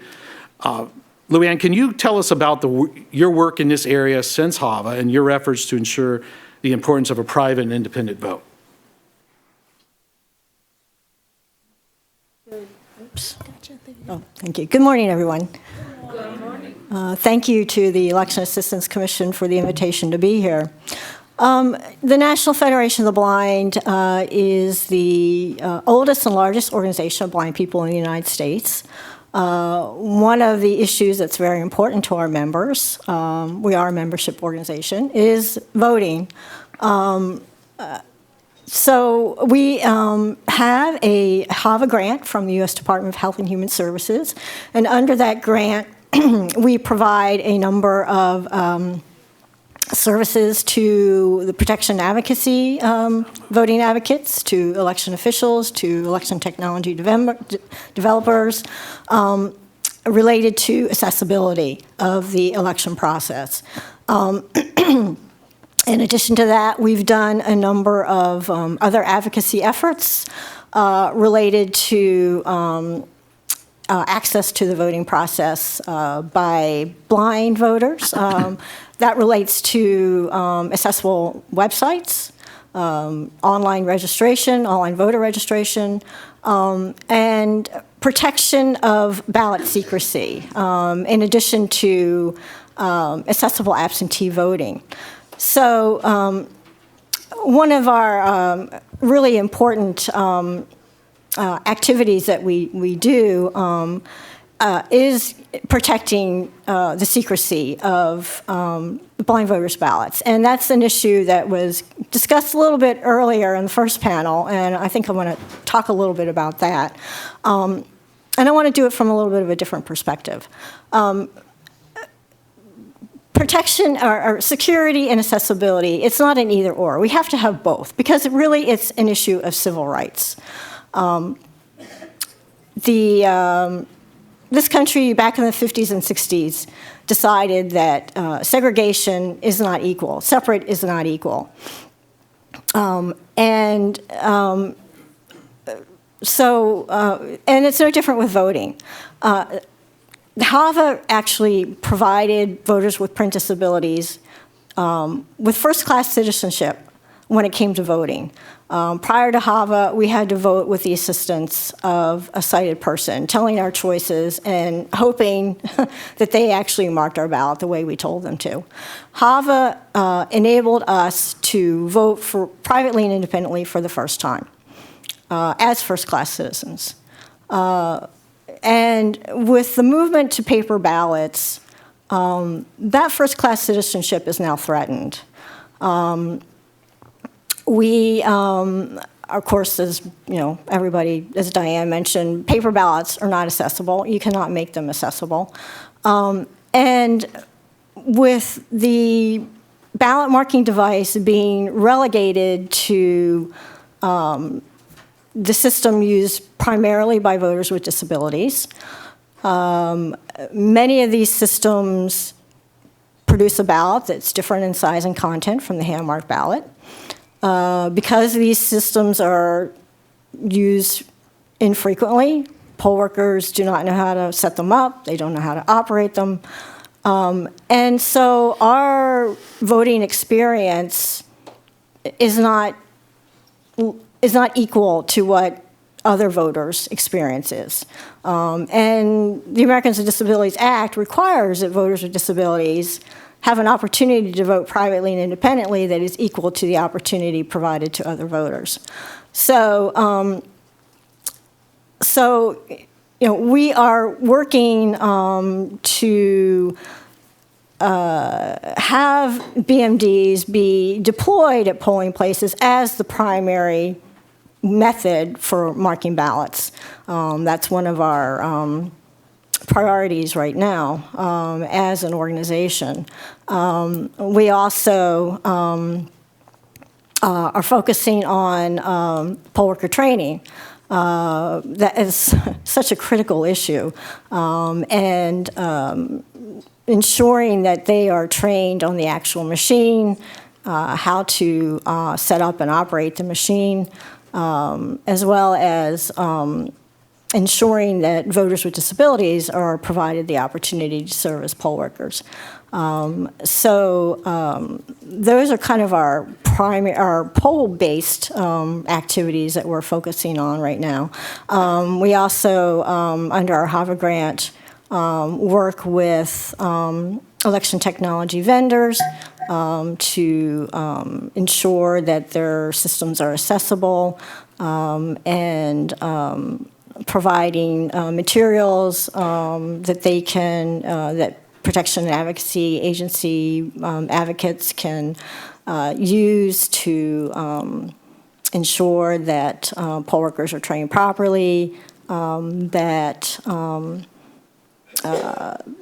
they can, how to hold a voter registration drive focused on voters with print disabilities, and providing them documents that will educate blind and low vision voters and other voters with print disabilities about their rights as voters. So in a nutshell, that's kind of where our focus is on voting. Thank you, Luann. Gemma Howell, NIST helps lead in the development of technical guidelines and election security efforts. What are some of the concerns about ballot marking devices and systems, and how does NIST take those concerns into consideration when helping develop those standards? Thank you for the question, and also thank you for inviting me to be here. As you mentioned earlier, Commissioner Palmer, NIST helps assist in the development of the VVSG and the technical guidelines and requirements that go into that document, which is for the testing and federal certification of voting systems. Just for context and scope, those requirements focus specifically on the systems themselves, the voting machines themselves. And although we don't tend to touch on external processes, we may share references within that, within the document that point to other best practices that could be useful outside of the VVSG scope. That said, some of the concerns that have come up and that I want to highlight today that we address are, preserving the accuracy of the final vote tally, securing against attack or failure, and then also voter privacy. So firstly, for preserving the accuracy of the vote, what I tend to point to there is how we include a software independence, which is if there is an issue with the software that cannot cause an undetectable change or error in the election outcome. And so we make sure that principle is applied throughout the VVSG through prevention, detection, and recovery, so not dependent on the software. And of course, this will eventually lead to some more conversation around that this software independence for ballot marking devices partially depends on how reliably voters notice and correct errors and perform verification. And also recovery, the ability for these ballot marking devices to produce the artifacts used for audits later on. With regards to securing against attack and failure, I primarily focus in the security area of the requirements. So we have a set of principles, guidelines, and requirements that focus on all the different security controls, things such as access control, data protection, system integrity, and detection and monitoring. But taking a step further into that, we also focus on limiting the attack surface. One thing I want to highlight here is that we made sure that the scope was clear in that the voting system, including ballot marking devices, are not connected to any external networks. So they don't touch the internet, they aren't connected to the internet, and they would require an air gap. And this is to prevent things like remote attacks, nation-state attackers being able to inject malware or manipulate votes and things like that. Another way that we've limited the attack surface is by setting restrictions that the voting system or the ballot marking device included would not be able to broadcast wireless communications, so Bluetooth, Wi-Fi, and things like that. And with everything that we've done as far as including these security controls, we reached out to our usability and accessibility team and made sure that we weren't impacting anything on their end as well. As has been mentioned throughout this forum today, security and accessibility go hand in hand, and they need to be talked about together. And so we work with our accessibility team to ensure that none of the requirements impact the accessibility, and so those wireless requirements don't impact the use of a voter's assistive technology. We ensured that there were alternative ways for voters to use their wireless communication technology with a ballot marking device. And then lastly, voter privacy. So voter privacy, there is a whole principle on voter privacy, as well as ballot secrecy. And that's ensuring that the voting system is designed and deployed to enable voters to obtain a ballot, mark, verify, and cast it, all without revealing their selections, including their ballot selections, their language selections, display information, without having to interact with anyone else. And I think I'll stop there and wait for questions. I'm sure you'll later. get some follow-up questions. Yeah. We're going to now turn to Anthony Albans. Delaware recently adopted ballot marking devices across the state. And could you please tell us about the planning and the implementation of that system across the state and how that process is ongoing? And what feedback have you got from election officials, local election officials, and voters, if you... Thank you. Thank you. Thank you, Commissioner Palmer, and fellow EAC commissioners and staff for putting this together, and thank you for the invitation. As you mentioned, Delaware did recently, we recently undertook a complete upgrade of our election systems and elections technology, including polling place voting machines. Just a little background about Delaware and about our elections. Because of our size, obviously Delaware is a small state, and that brings us a lot of advantages, a lot of functions in Delaware that may be handled at a local level, and other jurisdictions are handled at the state level in Delaware. So we're unique in the sense that our office, the Department of Elections, is a single statewide department. We manage everything top to bottom. There are actually no local elections officials per se. Everyone works for us, so to speak. So we manage everything, and procurement of equipment, policy, technology, everything. So when we sought to move into the realm of new equipment, just to give you a little background, we did have statewide DRE equipment. We had the Danaher Controls machine 1242, which worked very well for us, honestly. We had it for 20 plus years. We first implemented it in mid-90s. 1996 was the first full implementation in a presidential year. It was, as many of you may be familiar with it, it was a product of 1980s technology at best. Worked again for us, but the accessibility piece that was available was rather limited. There was an audio recording of the device. It was rather challenging to create that recording. It was very manual, labor intensive, and it was very limited in its scope. And it really, it did offer the basics of providing an accessible experience, but it was certainly lacking, given today's technology. So when we began the process of upgrading our equipment, we made the accessibility concern was a top priority for us. One of the advantages that we had, even with our legacy equipment, as we call it now, was that we could provide an experience for the voter that was did not require use of any distinct equipment, any kind of distinct voting machine or ballot marking device, and that was a priority going forward. What we, just fast forward a little, what we did, our process, which did include engagement of the accessibility community locally, was we actually were empowered through our state legislature, our General Assembly. We had a task force. It was initially called Voting Machine Task Force, but really kind of the scope grew to be the entire system upgrade. And that included a whole host of people, elected officials, technology folks, elections officials, a variety of folks, and who independently evaluated our equipment bids, all based upon upon the very strict state bidding requirements. What we ended up choosing, and it was actually independent evaluation, and it was a unanimous choice by all of the members of the committee, was an ES&S product. We used the Express Vote XL. Many people may be familiar with the Express Vote. The XL is essentially similar technology, but with a larger format, a screen. And the reason that that was chosen in Delaware, just again, more background on that, Delawareans are used to voting a full-face ballot. Our legacy machines had that. Our ballots in Delaware are relatively simple. We don't historically have ballot questions, things of that nature. Actually, our General Assembly has to, in fact, authorize ballot questions to appear on our ballot. So it's very, very rare. I mean, it's been 30-plus years since we've had a ballot question, just to give you context. So our ballots are, fairly simple compared to a lot of other jurisdictions.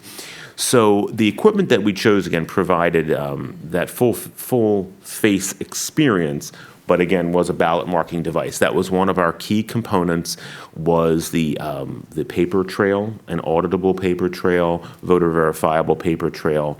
And as I mentioned a few minutes ago, the accessibility piece was key. We did not, it was a non-negotiable that voters would need to use any equipment distinct from the standard voting machine. And the response to the machines, we've had them for over a year now. We've utilized them in our statewide school board elections. Again, our office, we administer any kind of election in Delaware. We do it, you name it. So we've used it for statewide school board elections. We've used it for a number of school referenda, including a very heavy turnout referenda just last week in Sussex County and the beach areas, and various municipal elections, and obviously ramping up for this year's elections. The feedback has been quite positive on it. We are very happy with the technology that was available. This device utilizes what's called the UVC, a Universal Voting Console, which provides a lot of modalities. It does provide Braille. It provides differently shaped indicators and buttons, raised edges. It includes interface for sip and puff and other modalities, something we never had in the past. And what's also nice about that, in addition to that, the equipment itself does provide some features, again, that were never possible with our legacy equipment. Screen size enlargements, enlarging the contests on the screen, use of contrast, a whole host of features that we never had. And one of the priorities that we've had, and we've done this over the years, but one of the priorities that we've done, especially with our new equipment, in the training of poll workers, which was touched on earlier, which is essential, we have really stressed that the technology that's available, we want our poll workers to be fully engaged with it. We want them to try it. We want it to be offered to any voter that would like to utilize the technology. And this, again, has been something I think we've done a good job on in the past, but we're trying to do even better, addressing some of those issues that have come up earlier in the panel in the first session. We never want there to be an experience in our polling places where the equipment is not ready to go by someone to come in, anyone to access it, anyone to utilize the technology. And we have been very fortunate that our poll workers have been very receptive to this. They've in fact embraced it, and we've made it a priority for them to know that part of their job is to serve all the voters that come in and to provide an experience of service, an experience of convenience, and an experience of trust of the process that's consistent across the board. So that's been very successful for us. We also wanted to be sure that, and again, this was touched on in the first panel as well, that not only would voters who may need to access the accessibility options have any distinct experience, such as using other equipment, but we also wanted them to know that their vote will also be included in all of the post-election auditing type of activities that we will be engaging in. Part of legislative changes that came about in Delaware with the adoption of the new equipment, now that we have a paper trail, were audit requirements. So the ballots that are cast using the assistive technology are in no way distinguished from any of the other ballots and are fully included in the auditing process. So that was a key priority for us, and that's also been successful. So so far we're quite happy with it. Obviously, we're coming into the higher volume use of the equipment with the election cycle we're in now, but we have every confidence that things will be moving forward well, and it'll be a good experience for all our voters. Well, thank you, Anthony. I'm sure that there's some questions about that, and we'll get some questions on the implementation and how well it's going, and some maybe criticism. But let's talk next. We have Juan Gilbert, who's with the University of Florida, computer scientist who's focused on voting and security. And he actually, he leads up a laboratory that I had the pleasure of visiting, and he was able to show me some ballot marking devices and potential future technology in this area. And could you please provide us your perspectives on some of the research into ballot marking devices and where it's going? So good morning, everyone. So good to see so many of you that I know. And in my comments, I want to start with paper ballots first and give some of the research and some things about paper ballots. Paper ballots are the reason we're here in the first place. But let me point out a couple of things. First of all, you can hack paper ballots. So let me run through those real quick. There's a contest, and the candidates are Daffy Duck, Bugs Bunny, and some others. I don't like any of them, so I don't vote for them. My ballot's turned in, and then an insider simply says, I want Bugs Bunny to win. Ooh, it's blank. Guess what I'm going to do? I circle Bugs Bunny. Impossible to detect, and unless you catch the person in the act of doing it, it takes less than 3 seconds. And anyone can do it with a pen. That's called the undervote hack. The overvote hack is they voted for Daffy Duck, but I really want Bugs Bunny to win, so I circle in Bugs Bunny. That causes an overvote. So I didn't give Bugs a vote, but I took away one from Daffy. We heard earlier about, Minnesota, stray marks. In security, the first thing you hear a security person say is, we need paper ballots because we can audit them. Hand-marked paper ballots compromise the audit because voter intent is decided by individuals other than the voter. The stray marks, things that occur, are going to be judged by other people, and they determine the outcome of that. Then there's the issue, and there was a study done at Rice in 2006 that showed 11% of hand-marked paper ballots had an error. 11%? That covers the margin of victory in a lot of places. And so now I want to make a bold prediction. For those of you, there's a panel later about absentee. There's a problem with absentee, which is signature verification. We know about that. And that problem is increasing. Why? Because voters people becoming eligible voters don't sign anymore. Kids don't write their signature. So how do you verify a signature? You can't. So here's the prediction. Hand-marked paper ballots will suffer the same consequences because kids don't mark ovals. They don't take tests like I did growing up. Ovals and things don't happen for them. So what's going to happen when their first experience is a hand-marked paper ballot with an oval? Chaos. So we have to move in a different direction, whether we like it or not. It's going to happen. So what are the issues with ballot marking devices? There have been studies that have made observations that people do not verify the printout on the paper ballot. Now notice what I said. The studies say they do not. They did not say they cannot. There's a big difference. So in a recent study, there were observational studies, the one with the LA system.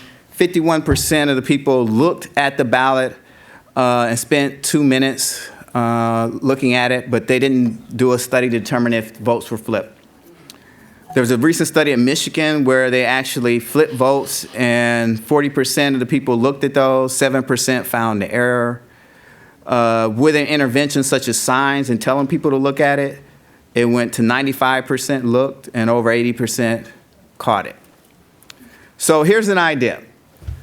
Have the voting machines in a row in one place, have poll workers behind them, and have ballot boxes or scanners behind them, and have poll workers say, look at your ballot, verify your ballot.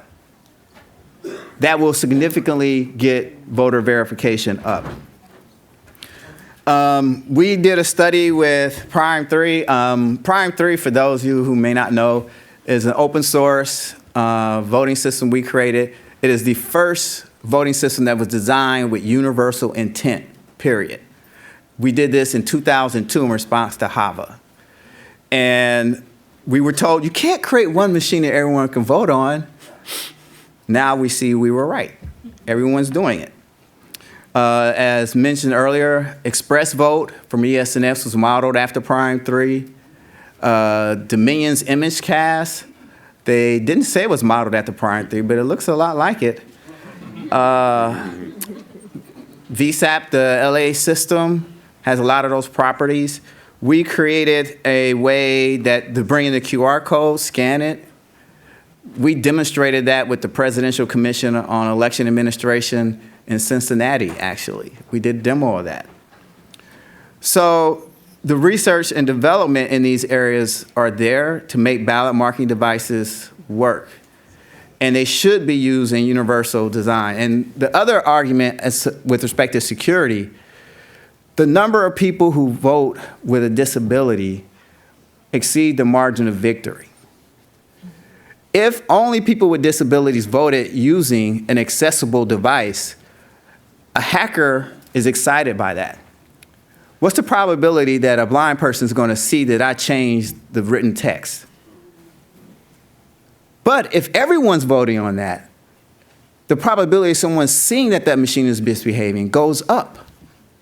From a security perspective, if you only have people with disabilities voting a certain way, you have actually weakened the security of the election given the number of people with a disability that vote. It is imperative not to do that. Diane was asking about segregation. There's a proper segregation. Everyone votes on the universal design machine, and the people who have an issue with it do a hand-marked paper ballot so we can see how they voted. That's the proper segregation. I would say that with respect to digital ballots, unfortunately, given the state of current technology, we cannot secure a digital ballot, meaning you cannot have a ballot of record that is digital. And there's so many ways to mess with that.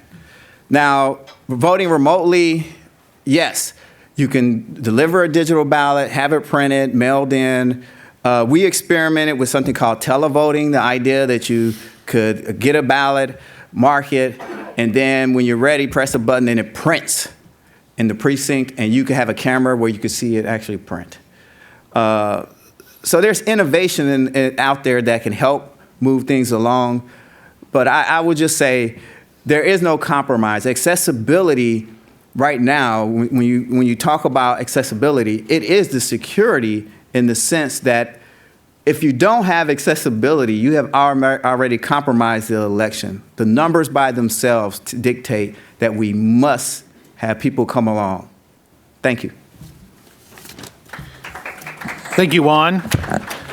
With that, I think I'd like to turn it over to Doug Chapin to ask some questions from the audience, some follow-up questions, some new questions. If you'd like one or more people to answer, just go ahead and state that, or if it's directed at a particular person.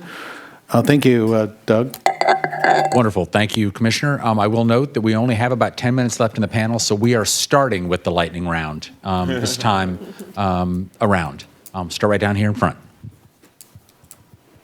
Hi, my name is Tian Ellis, and I'm from SAVE, Self-Advocates Becoming Empowered. My question is for Juan.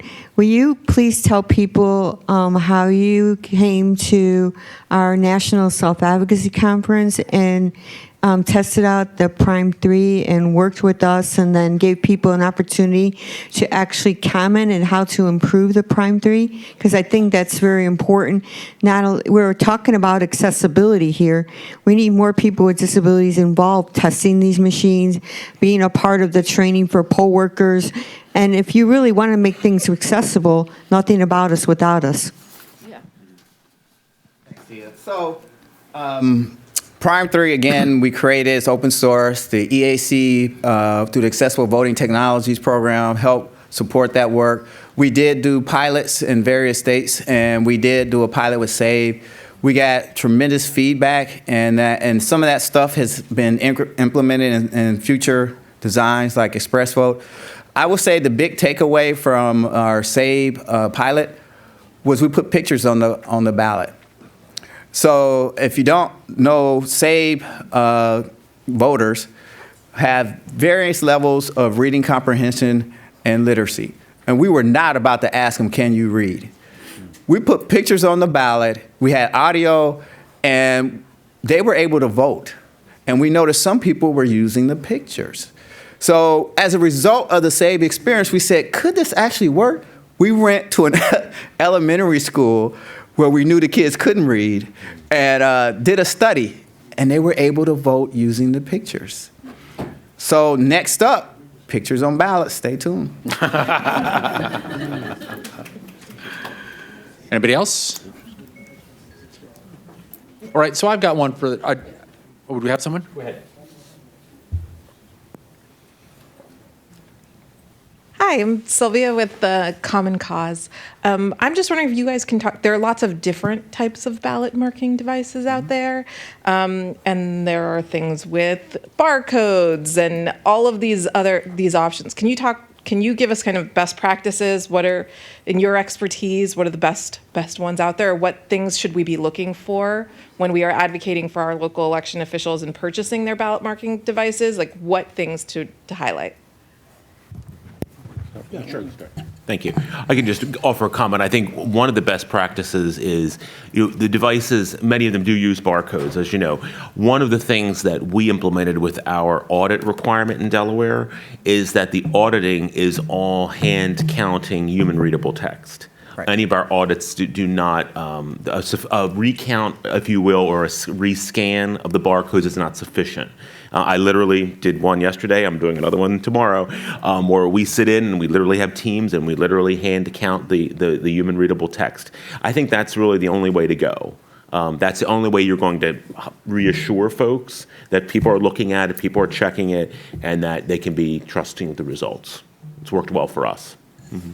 And let me give you real quick for the security people who may push back on that. So if you say I'm going to have a ballot marking device and it has a QR code and human readable text on it, and you're going to audit the human readable text, and you say, well, we're going to do the audit, we'd like to do a risk limiting audit. If someone says, well, how do you know the barcode? Just ask this question: will a risk limiting audit get the outcome correct? They will say yes. Security people will never say a risk limiting audit will fail. So always throw that back at them. Say, if I use a barcode and I do an audit on the human readable portion, will the RLA work? And they will say yes, and you're done.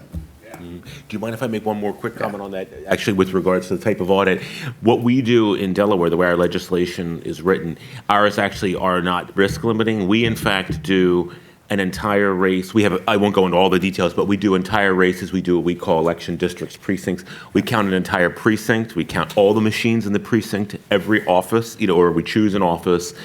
So it's very thorough. And so we literally are looking at all the results of a district, comparing it to the reported results. And we found that works really well for us. It's a little time consuming, but if you do it right and you get into a rhythm, you can do it efficiently.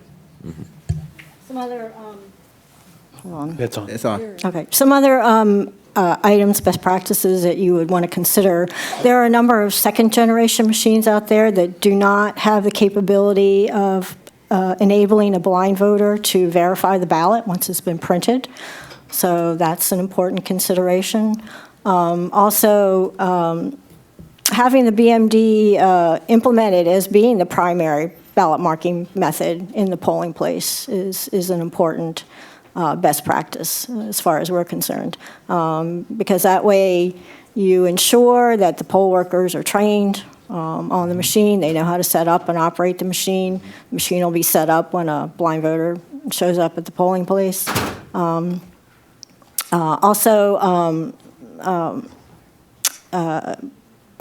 Pretty much all the ballot marking devices have the various accessibility features that Commissioner Palmer talked about at the beginning, but it's usability of some of those systems varies.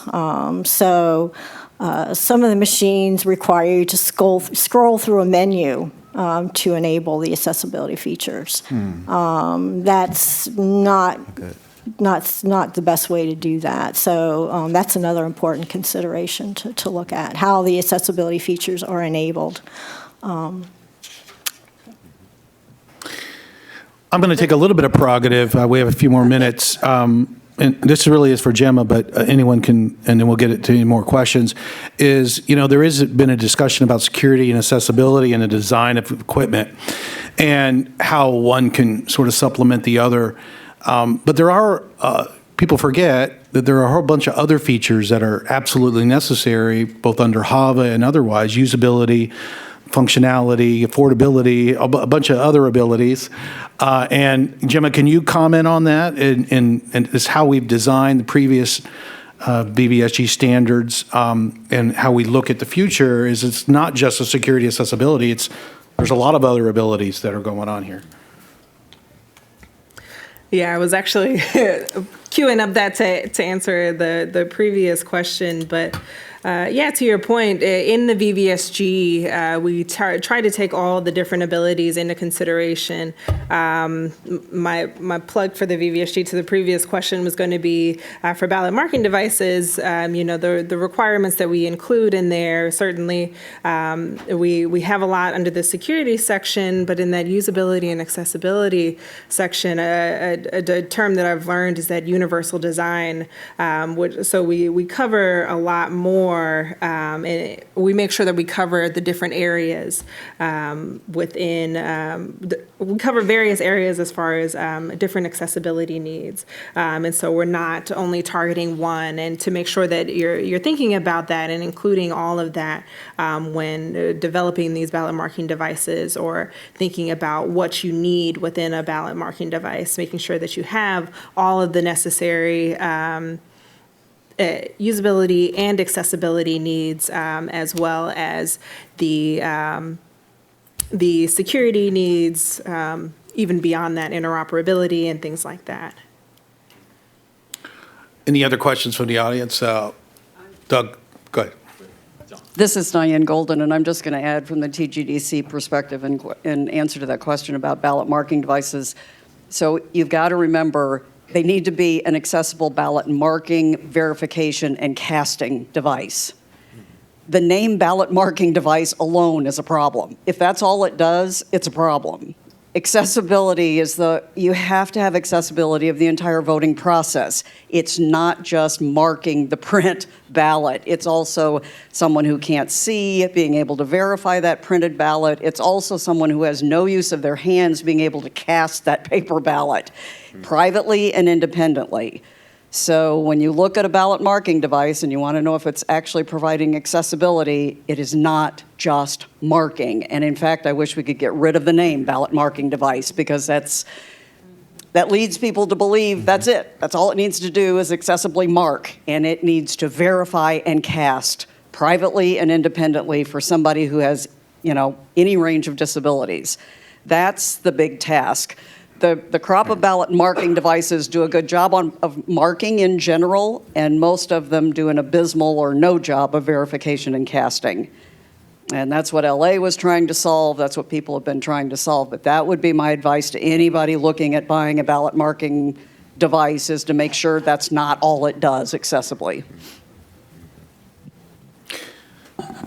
With that, I would just say, Diana, I think there's general agreement, and I would say that Help America Vote Act is help all Americans vote. And, there may be a slogan that, we all must vote on paper ballots, but that's just simply not possible for all Americans to actually physically mark a ballot and physically cast it. There has to be other alternatives and accessibility features into these type of systems. And so when we are designing equipment and we're criticizing or critiquing a voting system, things might not be perfect for all, in the opinions of everybody, but the Help America Vote Act is Help All Americans Vote Act.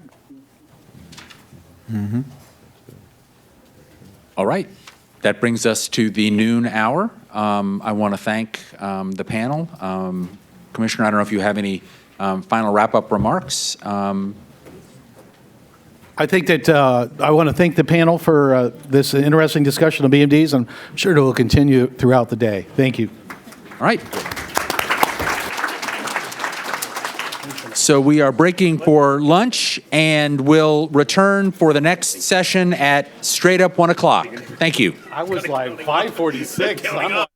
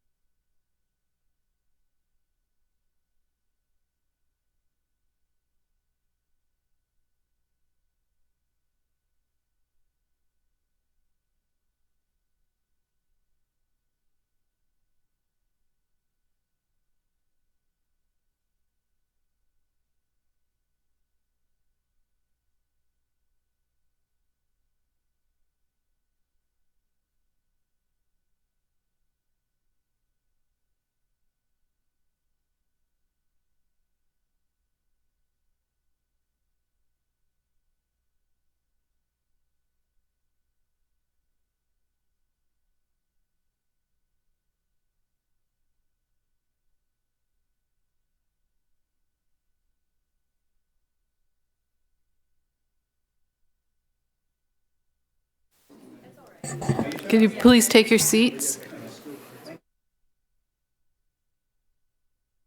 So welcome back to the EAC 2020 Elections Disability Forum. We're going to start panel 3 now. This panel is vote by mail and electronic ballot delivery systems. So I'll just have a few opening comments, and then I'm going to get to my panelists who will each make a short statement, maybe 5 minutes, and then we'll have some questions. I'll have some questions, and we'll get questions from you.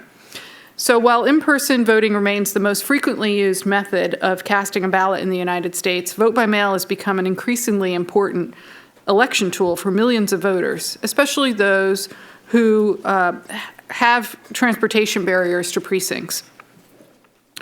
Oregon and Washington were early adopters of vote by mail, but it is spreading eastward from the West.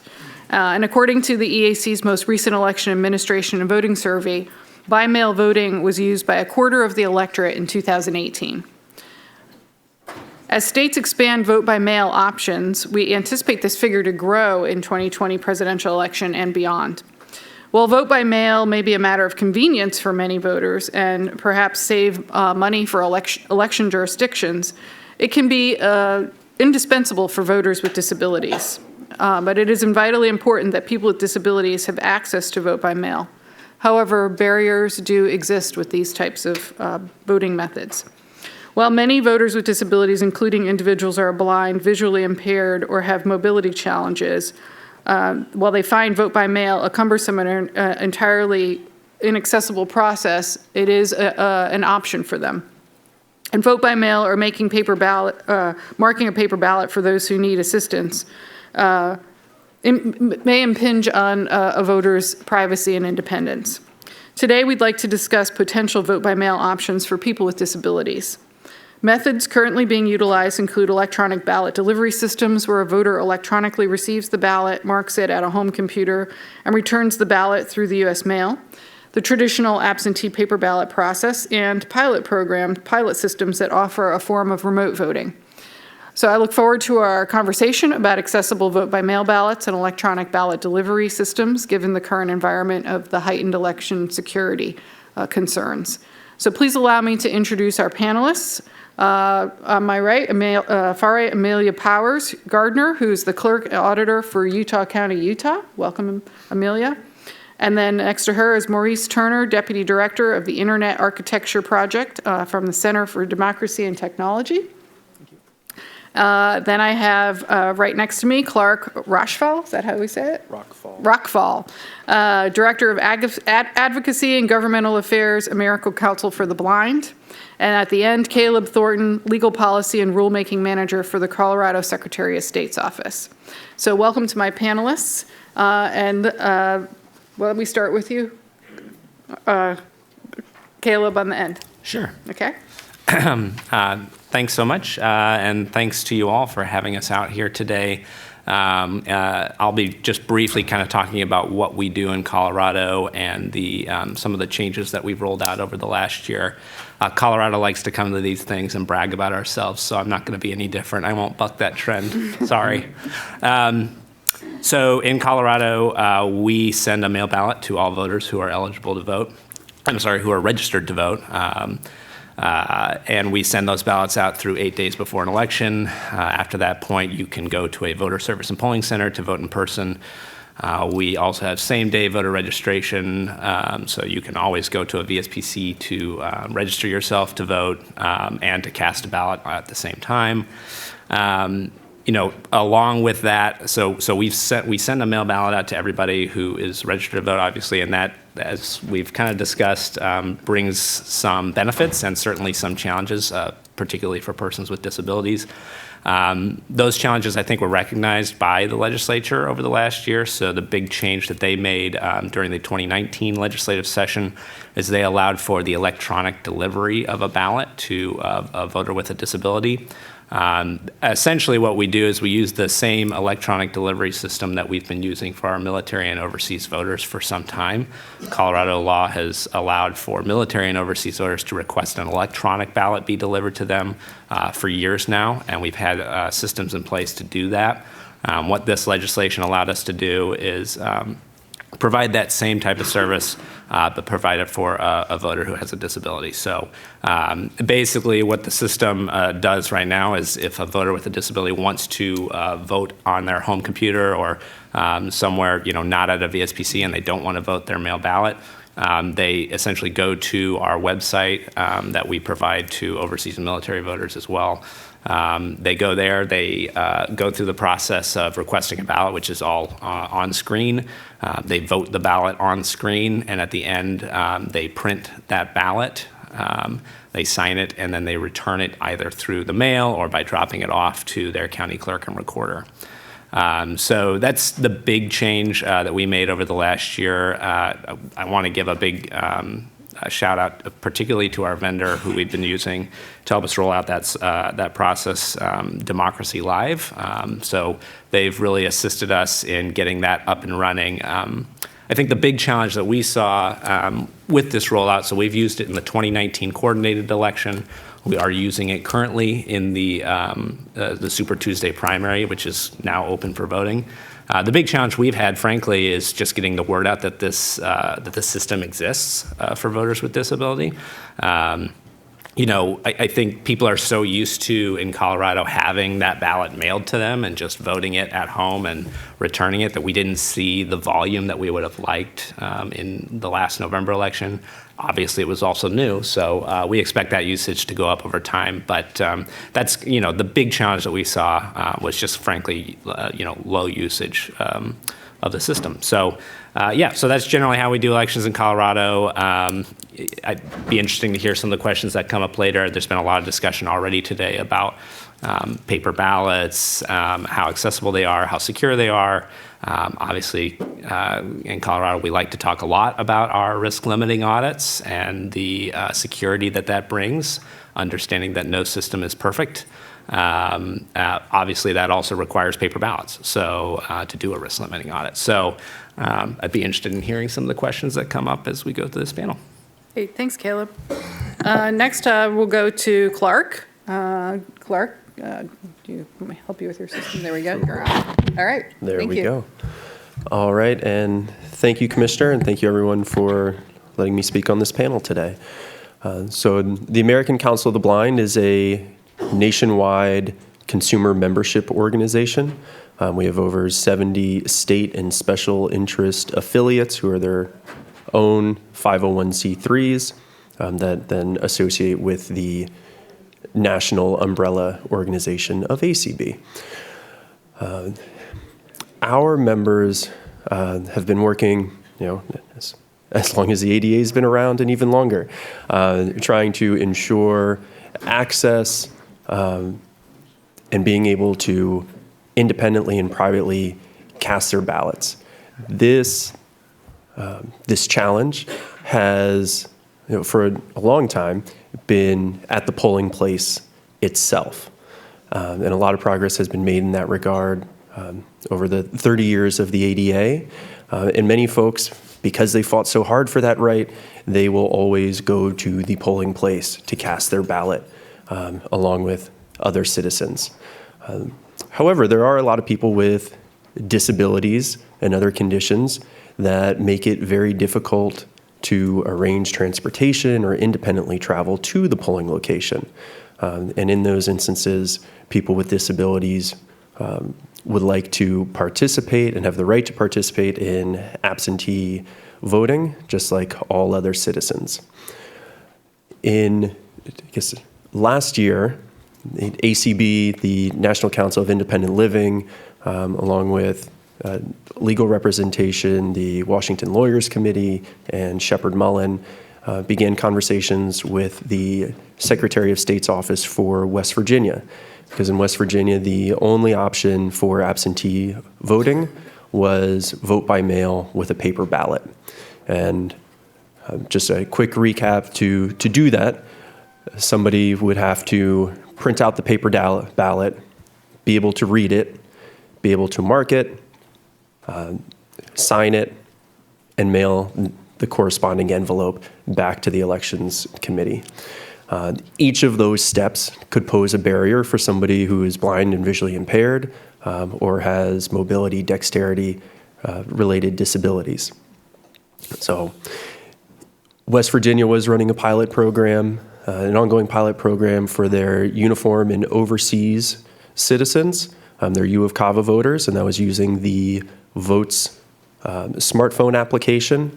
And through work with the Secretaries of State office, there was a bill, SB 94, that was introduced and passed both the House and Senate and was signed into law by the governor of West Virginia, that is not specific to votes, but is a bill that allows voters with disabilities to use electronic ballot marking and casting devices to be able to vote absentee. The American Council of the Blind, as an organization, we are technology agnostic. We don't care what specific solution is in place, but we want to ensure that voters with disabilities have the same rights and access as all other voters in a state. So we're excited that West Virginia has passed this law and will have a system in place by their May primary.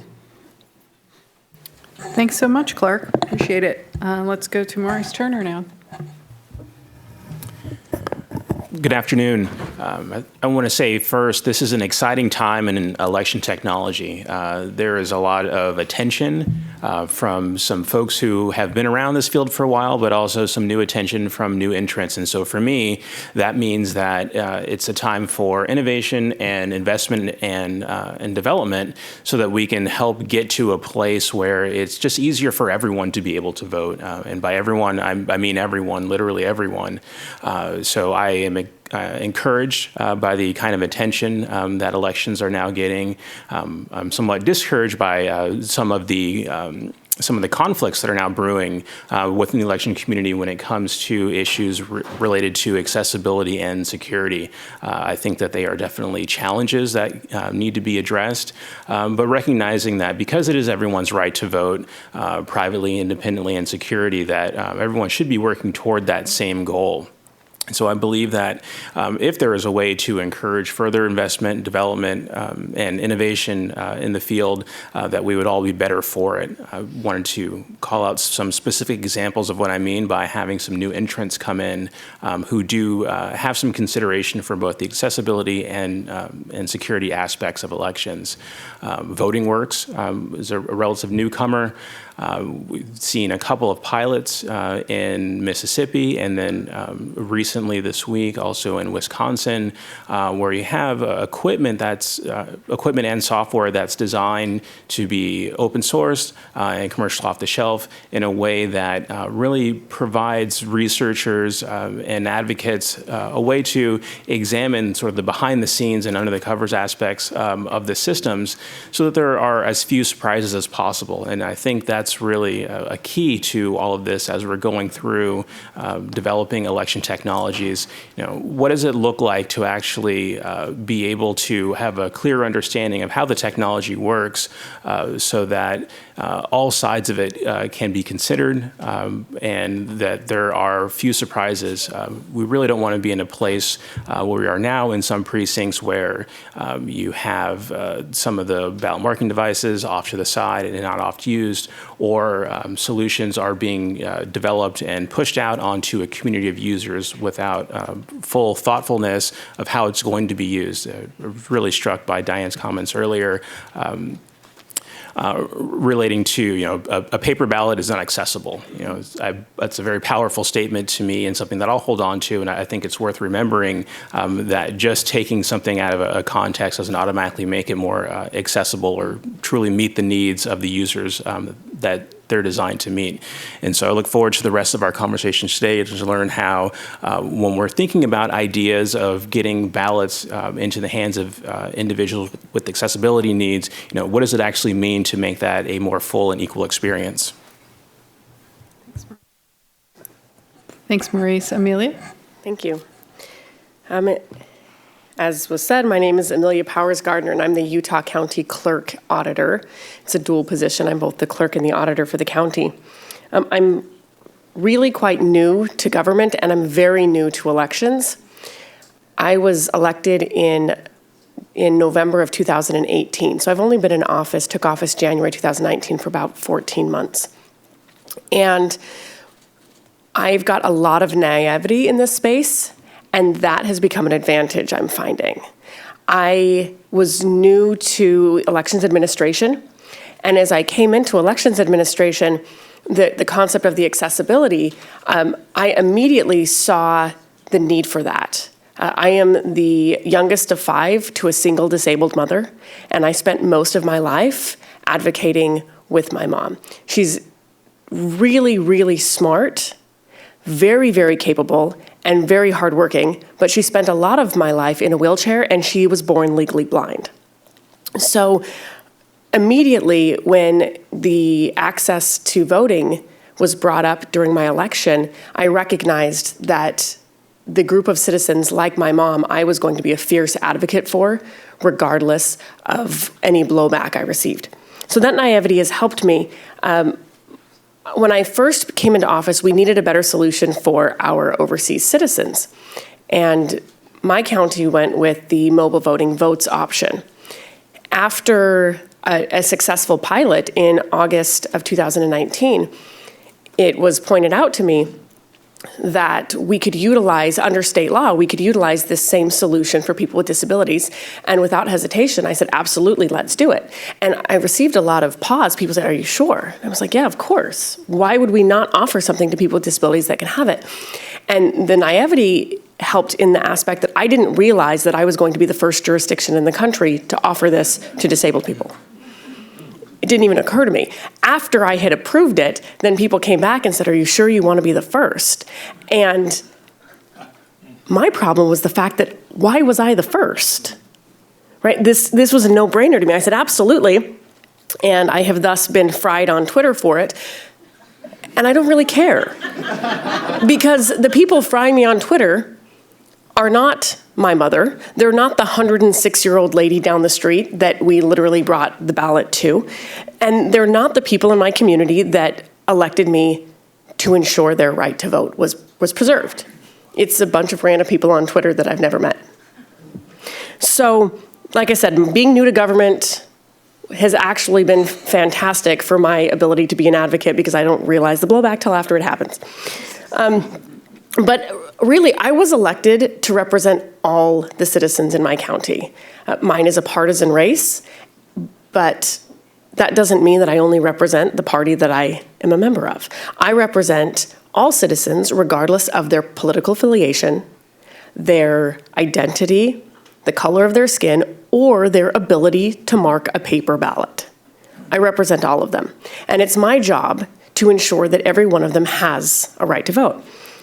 With that said, one of the most eye-opening things to me, and I know this should be a no-brainer, but it's not. Not all disabilities are the same, and therefore not all solutions should be the same.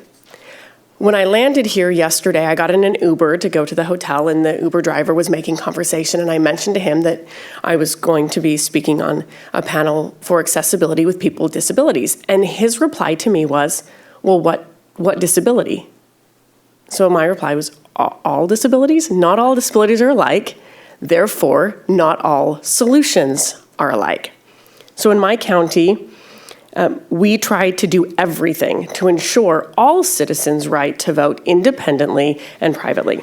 We are a vote-by-mail county. We have roughly 300,000 registered active voters, and we mail a ballot to all 300,000. On top of that, we have polling locations that every one of them has an express vote. I've heard that mentioned several times, that that's a solution that a lot of people use. We use the ES&S express vote. On top of that, we have curbside voting available, and we also utilize the Votes app for mobile voting. One thing that I wanted to mention before I finish up is, as I go through this process, I am so new that I see a lot of things for the first time, and it's very eye-opening for me. We had a wonderful lady vote in our last election. Her name is Maxine Grimmett, and Maxine is Utah's oldest active voter. She is 106 years old. She will be 107 next time we bring her a ballot. And Maxine was born before women had the right to vote. And Maxine is voting in every election. Now, about a year ago, at 105 years old, Maxine fell and broke her ankle. And when you're 105 years old, your ankle doesn't heal in 6 weeks with a cast. So Maxine is now home-ridden. Her caretaker is her daughter, who happens to be 85 years old. So her daughter isn't really picking her up and putting her in the car to bring her to a polling location to vote. So we wanted to bring the ballot to her. Now, I've had people say to me, well, you mailed Maxine a ballot. Why doesn't she just mark the ballot you mailed her? During our pilot, I wanted to see this firsthand. So we drove to her house. Well, first we asked, does she have a smartphone? It's like, no, she's 106 years old. She does not have a smartphone. Well, does her daughter have a smartphone? Her daughter is 85 years old. She does not have a smartphone. So the Votes app was able to go on an iPad. And so we have iPads that we use as poll pads at our locations. We took one of the iPads, we put the Votes app on the iPad, and we brought that iPad to Maxine. In order to allow Maxine to vote, she had to fill out a piece of paper and sign it saying, yes, I'm disabled and I want to utilize this system. And as we had her filling out that paper, this light came on above my head. Maxine is having a hard time holding a pen. A paper ballot would not work for Maxine. She cannot mark a ballot. She has a hard time holding a pen. In fact, the only reason we were able to verify her signature on that paper to say that she really did want to use the mobile voting app was because I watched her sign that paper. When she registered to vote in 1930, her signature looked a little different. So we always can improve. We can always get better. I've heard great things now. Just so you know, after that, in this election, we now have an electronic way for people with disabilities to register to use the mobile app. I don't know why it didn't occur to me before that having them sign a piece of paper was probably not the best option. But we have rectified that. But I'm excited to be here because I'm always looking for better ways. And I want to offer every solution that I can to my citizens. Thanks, Amelia. So a number of these voting methods that you've mentioned all across the board are controversial in some way or another because of the election security issues. How do we balance, and I'll hear from any one of you who want to, how do we balance that concern about the security with the accessibility on some of these methods? Go ahead. Yeah, I can start with that. The way that I balance these is, number one, I want to look for the most secure method that I can.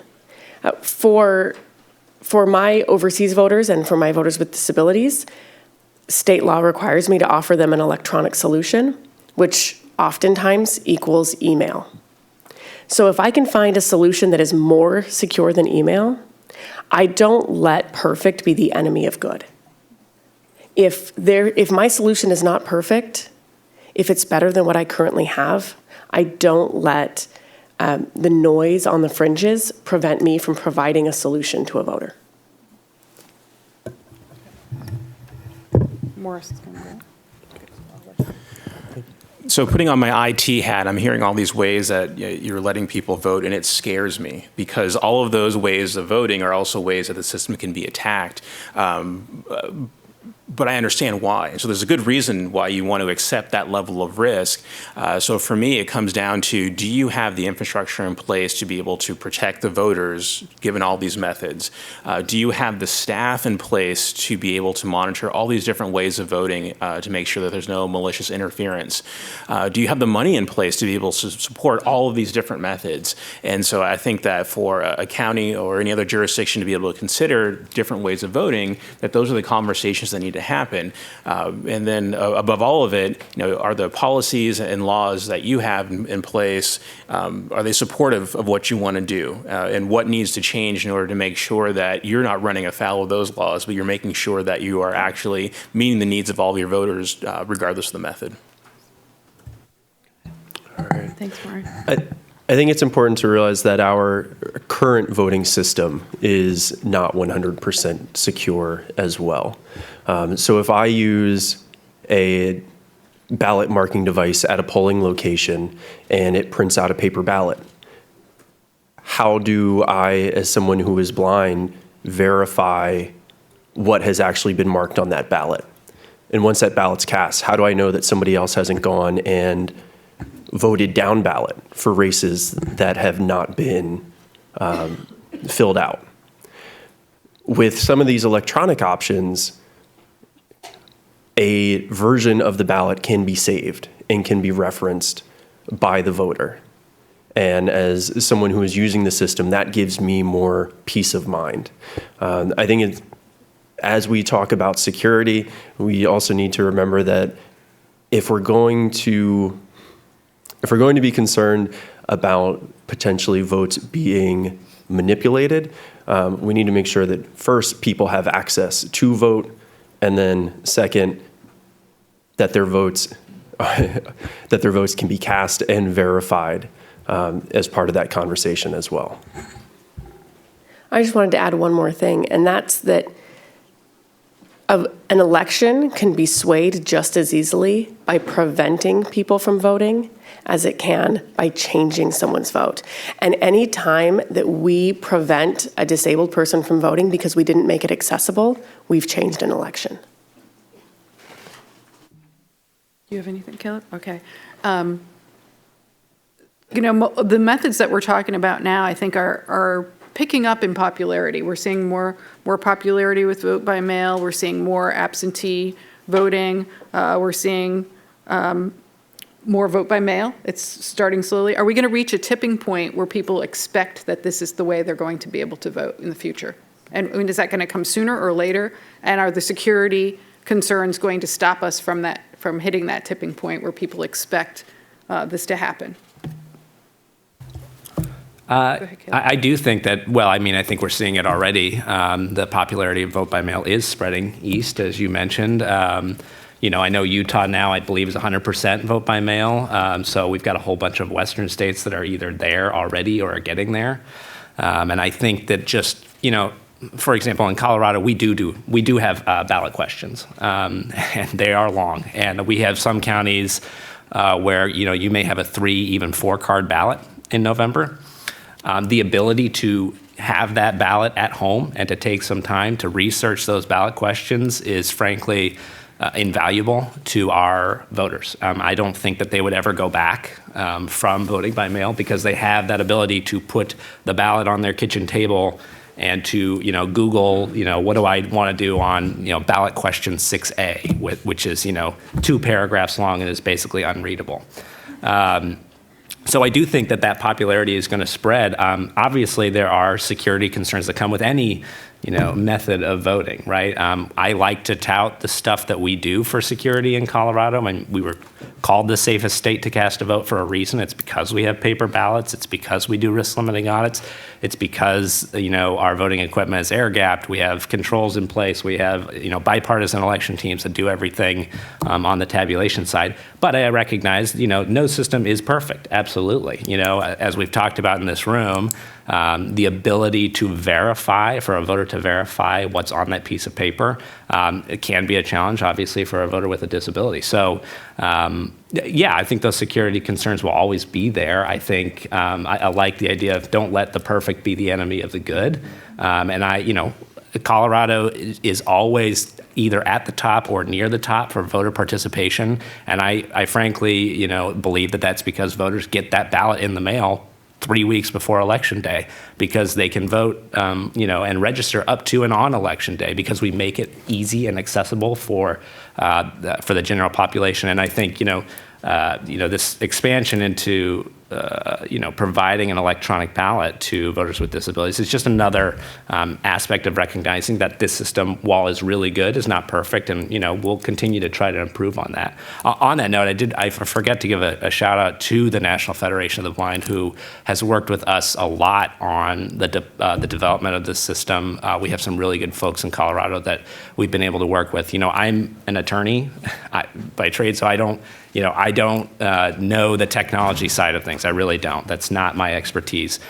Being able to work with people who use the system at their home, on their home computer, who can give me real-time feedback about, hey, X isn't working, Y isn't working, and being able to take that feedback back to our vendor has been invaluable. So I just wanted to give a shout out to those folks because they've really helped us in all those respects. Clark, do you have anything to add? Sure. just want to echo a lot of Caleb's points there. Golly, I hope we're reaching a tipping point, so selfishly.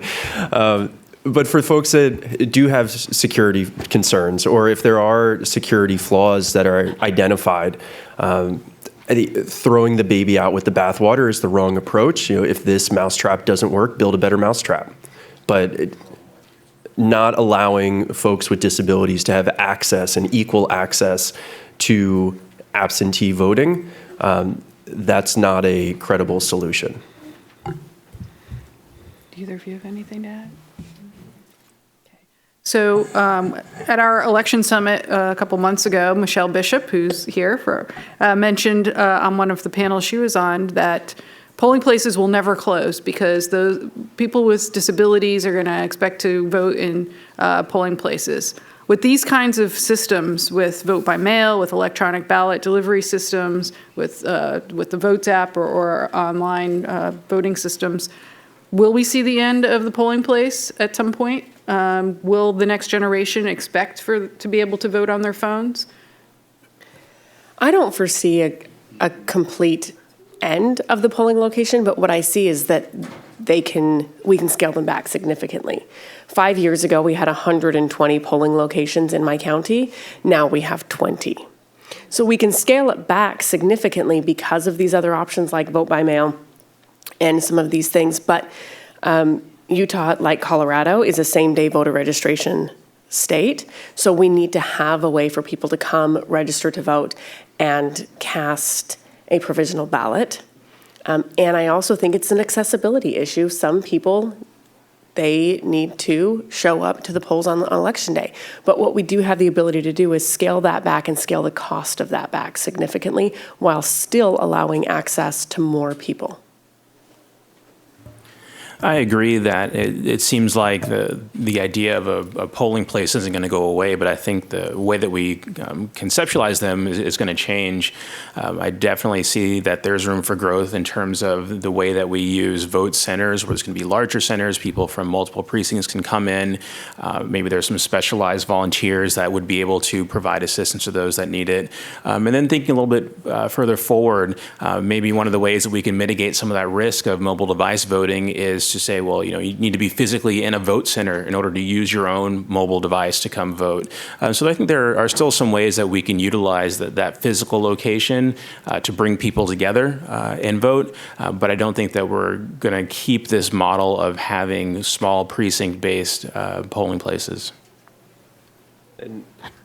I think that the accessible absentee voting, that's just one tool in the toolbox that will not meet the needs of all voters. For example, if folks are either technology, if they struggle with technology like I do at times, or if they cannot afford a device, due to being low income, I think we will still need polling locations as another option, another available means of voting to try to ensure that everyone has access and has access in a way that meets their needs. I just think everybody's going to want their I voted sticker too much, so we're never going to get away from it. It's hard to do that in vote by mail. Now, some counties do it. I do it. Okay, cool. My county did that at home too. But Great. Doug, do you want to get some questions from the audience? I do. And as I do, one thing I just want to note, again, you can note, react, or ignore, as I do think that one of the things that's worth noting is that as we reduce the number of in-person locations, you reduce the number of poll workers you need, which then enables you to focus more training on those folks and make them more capable. Any of those of you who have been parents, I call it the middle school PTA phenomenon, right? When you're in elementary school, there are lots of elementary schools and there are lots of people in the PTA. Then you go to middle school and there are fewer middle schools, and really only the real doobies end up being the ones who work on middle school PTAs, and so they tend to be really capable groups. By the time you get to high school, the kids are all on their own and the high schools don't need you as much. But to the extent that we can make those polling places like middle school PTAs with really well-trained, savvy poll workers and the like, I think that goes a long way towards addressing some of the issues that we see. And with that, I'm going to start right here. I was going to follow up on that it's not just true for poll workers, but throughout the process. We have less resources in polling locations, which means we can focus more resources on securing all of the other areas of our election. Thank you. Mark Guthrie. Amelia, this really for you, because it sounds like you've been real innovative there in your county. There are communities around this country that don't have adequate public transportation, lots of them. And I know in my county we face those challenges. And the significant reduction in polling places has had an impact on a lot of folks that don't have access to transportation. Do you have any thoughts on that you'd like to share? Yeah, so our 20 polling locations that we have throughout the county, we spread them out as best we can, and we try to cover the rural areas of our county. Mine is the second largest county in the state of Utah, but it also has significantly rural areas. We have a very large geographic footprint, and we have just as many farming communities as we have city communities. We're actually the largest agricultural exporter in the state of Utah, so we have a lot of rural communities. And the first thing we try to do is make sure that we've spread these polling locations out and put them in rural communities just as much as the urban communities. But beyond that, that's why we want more accessible means like vote by mail, like mobile voting. Those are ways that we're hoping to help compensate for that beyond putting polling locations in the rural areas. Here, ma'am. Hi, my name is Juliana Guarenia, and I'm from Self Advocates Becoming Empowered.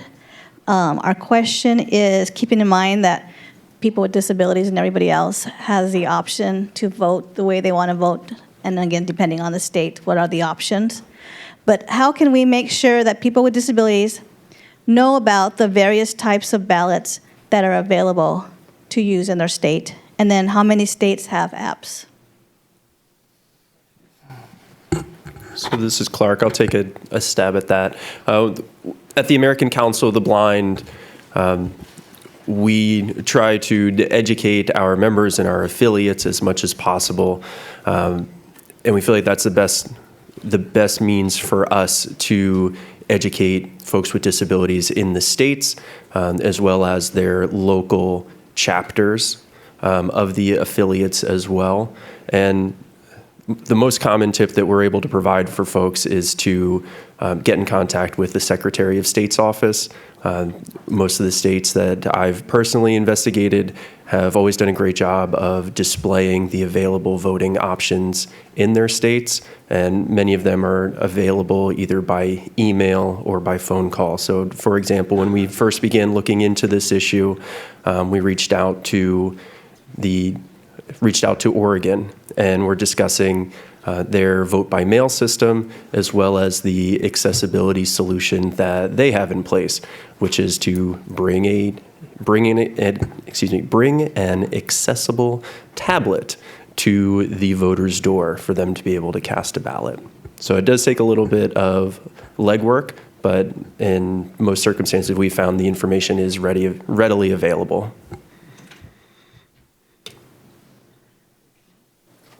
If nobody else will, I can address that a little bit. First, I think there are 4 states that have the app available. I can think off the top of my head there were 5, but I think it's 4. So not a lot. And the second part, how do we get this out to the community? That's my biggest challenge. I mean, I'm new to this game, so any of you that have ideas, please come up to me afterwards. We are working with the Disability Law Center in our state. We are trying to work with as many advocacy groups as we can, trying to put it through social media. Literally in our last election, and we have a whole campaign this election on social media, telling people, saying, do you know somebody who could benefit from this? Do you know somebody with a disability? Please send them to this link. But that's my biggest challenge, is how do I let people know this is available to them? I would mirror that as well. I mean, we rolled this out, I think I discussed it earlier, but we rolled this out in November, and the usage was very low. statewide. And again, it was a new thing, so I get it. You know, you don't expect that you're going to have a huge turnout, but that is something we struggle with as well. We also been working with like Disability Law Colorado, National Federation of the Blind Colorado, other advocacy groups to try to get the word out about it. But I would love to hear, would love to hear your input as to how you think we can, get that word out there so that people will use the system. Because I think it is a great benefit to these voters, and I would love to see it be used so that we can go back to the legislature and show them, hey, you passed this, you let us do this. Now let me show you how much use it's actually getting. So. Yeah, part of the challenge of that community outreach is the potential for abuse.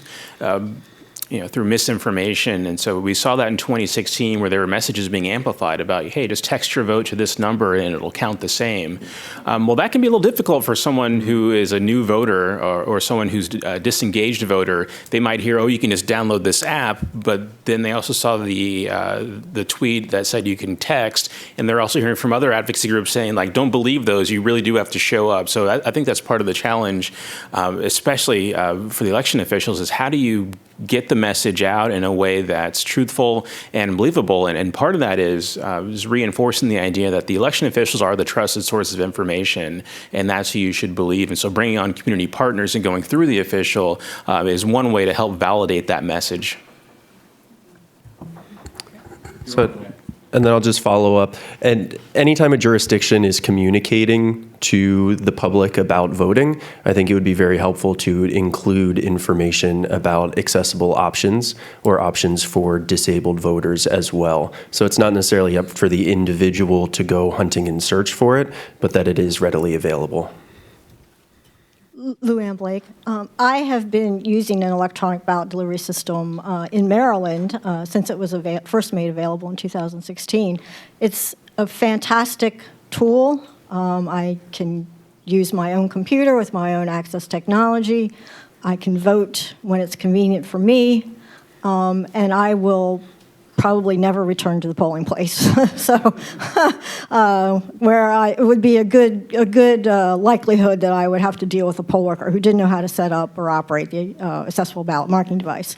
I think it also bears repeating what Diane Golden said earlier, that electronic ballot delivery is really the only accessible way that a deaf-blind voter can vote privately and independently. Caleb, I was going to ask you what organizations of disability-related organizations you were working with. I would suggest that you, if you're not already doing that, have election officials go out to meetings of these organizations, the NFB of Colorado. I don't know if the ACB has an affiliate in Colorado, but go to their meetings, talk to the members about the system. Go to the NFB of Colorado convention, annual convention. That's a great way to promote the system and let people know that it's available. And certainly once more and more people are using it, word of mouth is going to be a great way to get the word out too. The use of the system in Maryland has really increased over the years. I was also going to ask you, Caleb, are there any plans to expand the use of the system to make it available to all registered voters? And if not, why not? Thank you. Yeah, that's an interesting thought. I know Maryland, I believe, may be the only state that allows all voters to receive their ballots electronically, if I'm not mistaken. Yeah. Okay. So all absentee voters. I think that's a great question. The issue we run into in Colorado is those paper ballots have become pretty important with risk limiting audits. Now, admittedly, you can have them still print and then return their ballot. I think a lot of voters have gotten used to the ballot in the mail. But in principle, I don't see an issue with going there. I think that you will get pushback, though, from people who have those security concerns, who see a mail ballot as a little bit more secure than the electronic delivery of a paper ballot. Essentially. So that's a good question. That's a good question for policymakers and not for the kind of people like me who just implement what they tell me to do. I've got a question back here in the back. I do want to point out, I want to echo something that Lou Ann said. It sounds easy, but worth keeping in mind that a really valuable skill in anyone's pocket, but especially an election official, is talking to people and listening to what they say. Hi, Whitney Quisenberry from the Center for Civic Design. I just wanted to weigh in with a little bit from California since they're all busy running an election today, this week.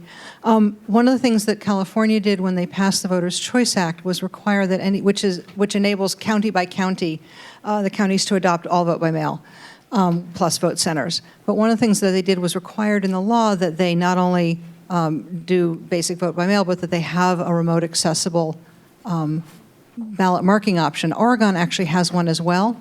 And we ran a workshop for NIST a few years ago, and every time we would get going on an idea, and someone would say, "Oh, it just sounds so great, but we won't be able to do it." The person in charge of that system in Colorado would raise his hands and say, "We've been doing that for in Oregon, would raise his hand and say, "We've been doing that for 7 years."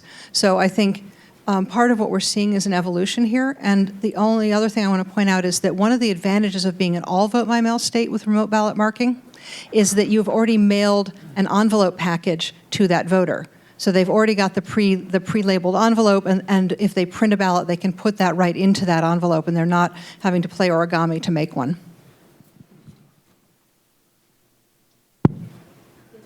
Other questions? Go ahead. Good afternoon.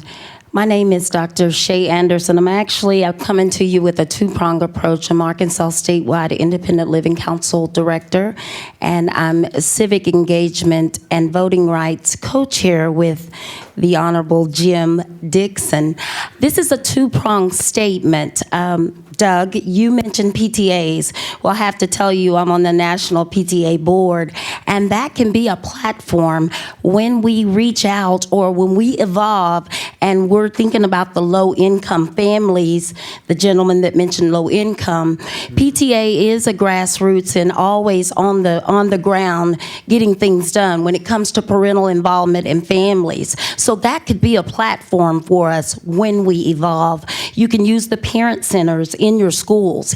Usually each school or school districts have a parent center where parents can go and they can actually participate in a survey. We're doing the census in our schools in Little Rock School District. So I wanted to just put that out there, and that would be an opportunity for a conversation when we evolve there. Thank you. Other questions? One at the back here. Hi, my name is Ihab Sayed. I work for the ACLU, and we've talked a little bit throughout today about the votes technology specifically, and about West Virginia's SB 94. I just want to hear from y'all about whether the Votes app strikes the right balance between security and accessibility, and whether that's the direction that we should be moving in more very specifically, or if there is a better intervention. I'll take this one. I think it gets closer.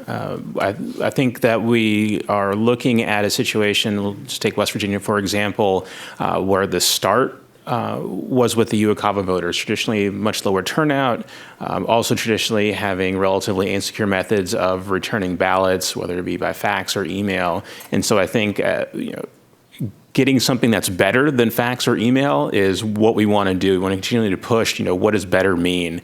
And how do we get to a sort of an equivalent domestic voting experience? We're not there yet. We still need more development. We need more pilot programs. I think an important part of that includes third-party security audits to make sure that not only the voters know how their ballot is being transmitted, but the election officials have an understanding during the procurement process of what does it actually mean to commit to a particular vendor's platform before it's too late. And by too late, I mean once they've already signed the contract, the deal's in place, the rollouts happen, and then new discoveries are made. And so I think that if we can get those security audits done, have that be part of the procurement process, it helps empower election officials to make a better buying decision, and then it also allows voters to feel a higher level of confidence that their ballot is actually going to be delivered and that there will be no changes. Yeah, as the person on the panel who actually is a client of the Votes app, for me, absolutely it did. And I want to echo what he said in that I started with pilot programs, and I'm still in the pilot phase, and we started with demographics that have a significantly less secure way. Ironically, on the flight here, I sat next to a lady who works for the State Department who told me the last time she voted, she was in Sudan, and she had to fax in her ballot, and she had to give her ballot to her husband, who then brought it to work, who gave it to a coworker, who gave it to her assistant to fax back. The security of that and the anonymity of that, we don't even need to talk about that. The Votes app for me it's not perfect, but I don't let perfect be the enemy of good. It is better than what we currently have. And as a client of the Votes app, under an NDA, I was able to see third-party audits. So even though those aren't necessarily available to the public because of privacy and because of intellectual property, I refused to work with any vendor that I couldn't get a third-party audit for. So we utilize the National Cybersecurity Center. After every one of our audits, the National Cybersecurity Center coordinates a public audit for us.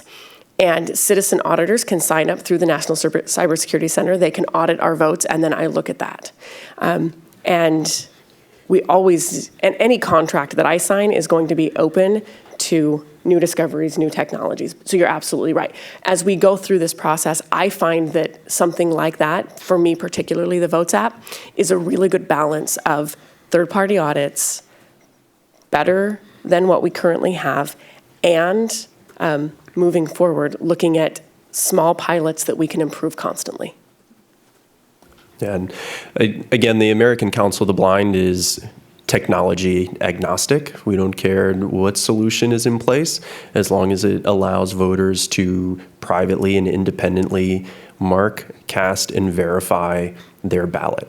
And a system like Votes will allow voters who have traditionally faced many barriers to casting their own ballots in West Virginia, a state that has limited transportation options for people with disabilities, has one of the, if not the highest rate of citizens with disabilities in the United States.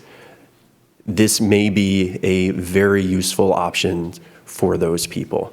And given the example for the folks at the State Department, it's very similar for someone with a disability.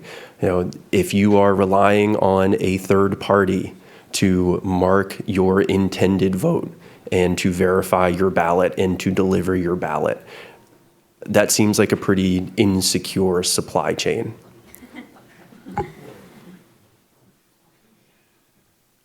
Okay, I think that brings us just about to the end. I do have one other comment that I haven't heard anyone talk about. We've talked a lot about different types of disabilities, but one we haven't talked about are people with like social anxiety.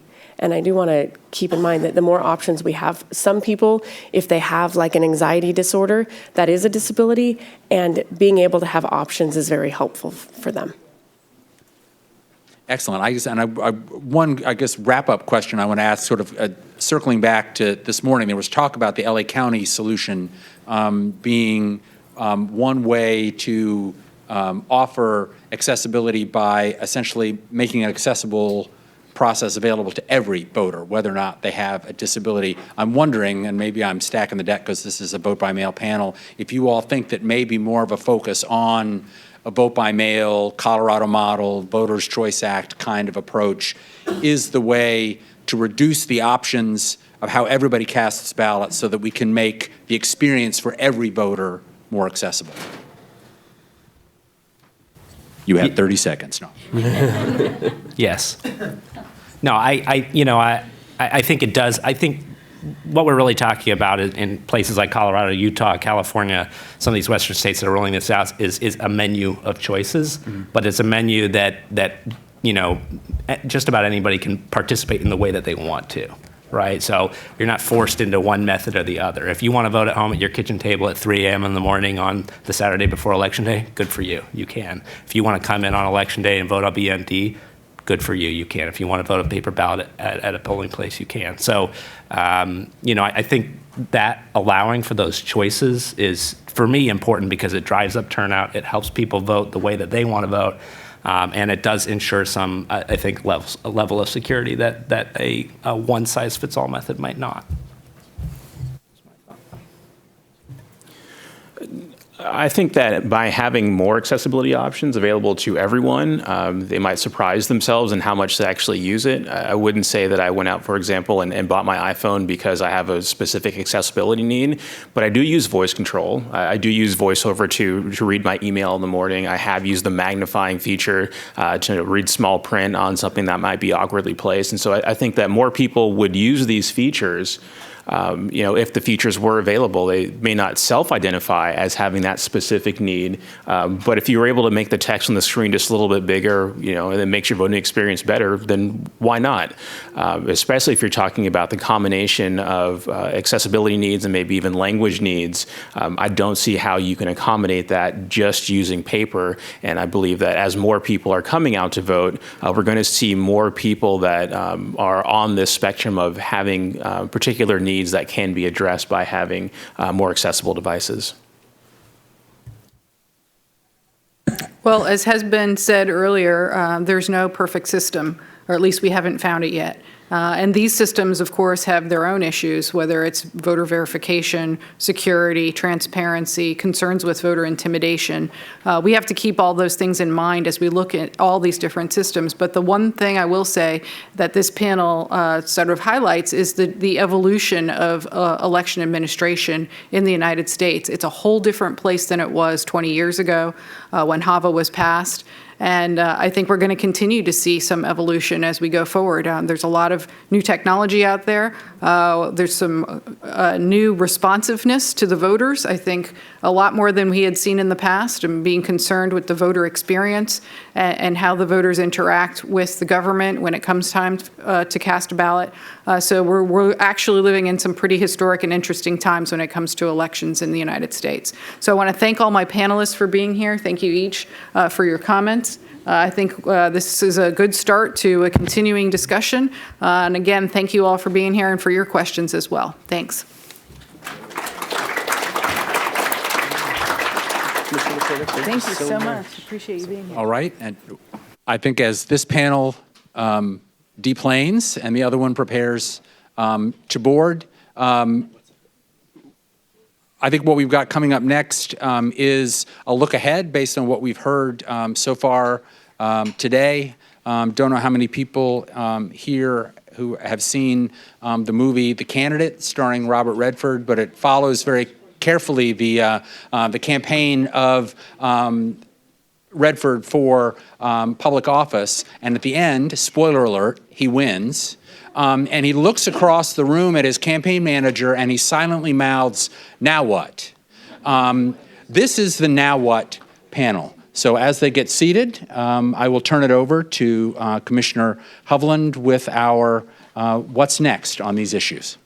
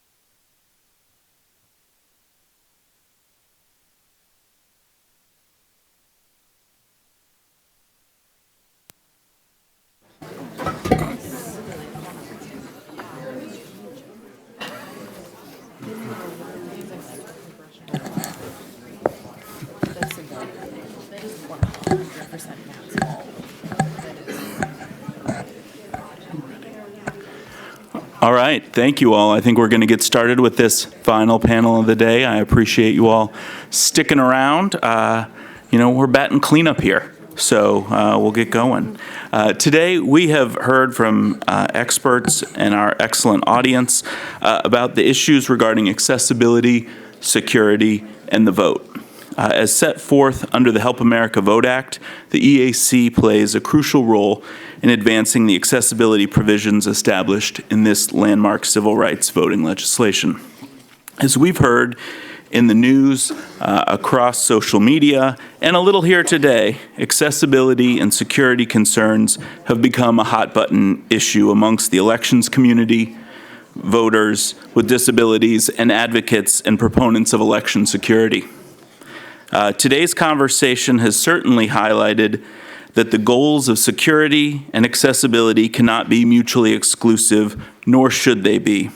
I do want to mention, for those of you who are still here, who I applaud, and those watching at home, a lot of this conversation at times seems contentious or can take a bit of a negative tone, and I think it's worth flagging that the conversation today is focused on some of the real challenges of election administration, and all of the people that work on this do so because they passionately care about the quality of our democracy. And I think, we're down way in the weeds here, and so I think it's important to step back and know that even, when we're talking about making elections secure, we're talking about making them more secure. Our democracy is obviously it's the best thing we've got going. And so I don't want people to lose confidence in the system just because you've got people who are experts in this area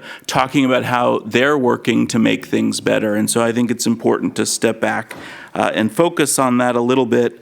But I also want to look at how we move forward, and that's certainly what this conversation is about, how we continue to work together and find ways to ensure that tomorrow's elections are more secure and more accessible than those in the past.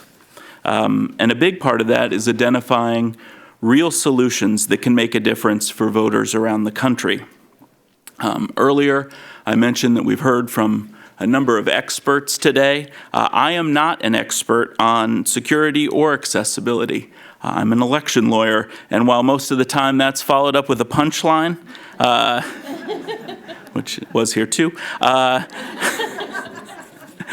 going to go a different direction with that. And I've learned that when you interview attorneys for a job and you ask them, are you comfortable saying no? Usually the answer you get is, of course, but I often look for ways to say yes. And I think that's part of what this conversation needs more of. And we've heard that throughout the day. And again, I think that's the focus of this panel.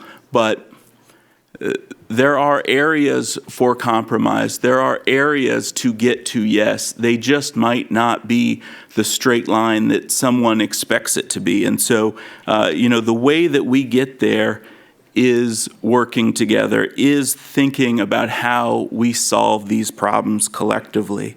And so in this closing section, we would like to discuss potential next steps and actionable items. We want to do more of that at the EAC, and I'm looking forward to hearing from our esteemed panel on their takeaways from today's discussions and what we can all do to make progress on these issues.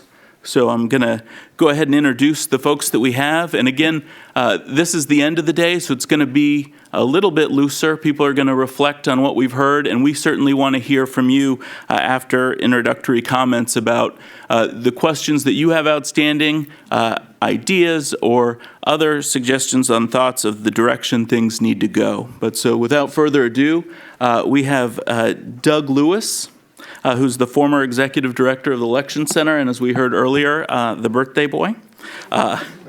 Audrey Malagon is a mathematics advisor for verified voting. Allison McLaughlin is the deputy elections director for Montgomery County, Maryland, where the EAC sits. Thank you for representing us. And Michelle Bishop is a voting rights specialist with the National Disability Rights Network. So to kick off, we'll start with Doug. Thank you, folks. I'm going to have to catch an airplane. My wife has Alzheimer's, and she's in year 13 of it, and so I've got her with caregivers while I'm up here, and so I'm going to have to fly home, and so I'll probably leave before this session is over with, so I'm going to be the one that you get to hear from first. Look, elections are entirely complicated things, and particularly when you get to a presidential election year. You cannot believe how much planning has to go into one of these in order to bring all these pieces together to carry off an election that serves voters well and has integrity to it and is counted accurately. And so what we're going to be able to do this year, if it wasn't already in the planning for each of those local elections officials, some 8,000 jurisdictions around the nation, if it wasn't in the planning and part of their overall plan 6 months ago, it's not likely to be implemented this year. So that all of you know that. What we will do with these discussions that we're having this year is be able to implement them in future years on future elections. Now, having said that, when we're talking about some of the worries about cybersecurity, particularly from nation states, there's going to be some implementation of that. But folks, understand, most of these local jurisdictions, even the ones with lots of people in them, do not have the level of technical expertise that it's going to take to actually resolve those issues completely. Now, the beauty and the genius of the American political system is this.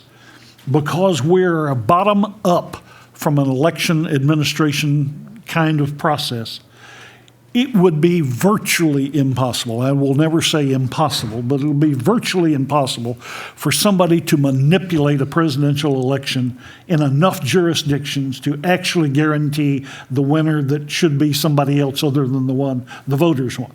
So having said that, you all need to know it's a pretty robust system in this instance and can do well. And it's one of the reasons that we've sort of advised over the years, don't try to create a federal system where you have one election device, one process, one set of rules, because then it does become possible to have more intrusion and have malactions affect elections. And so it's one of those where you sort of have to look at it both ways. It's inefficient. It's designed to be inefficient. Quite frankly, the founders were very distrustful of that centralized process that came from the kings. And so as a result, they created a system that was by its very nature inefficient on purpose. And God knows we've lived up to it in many respects. But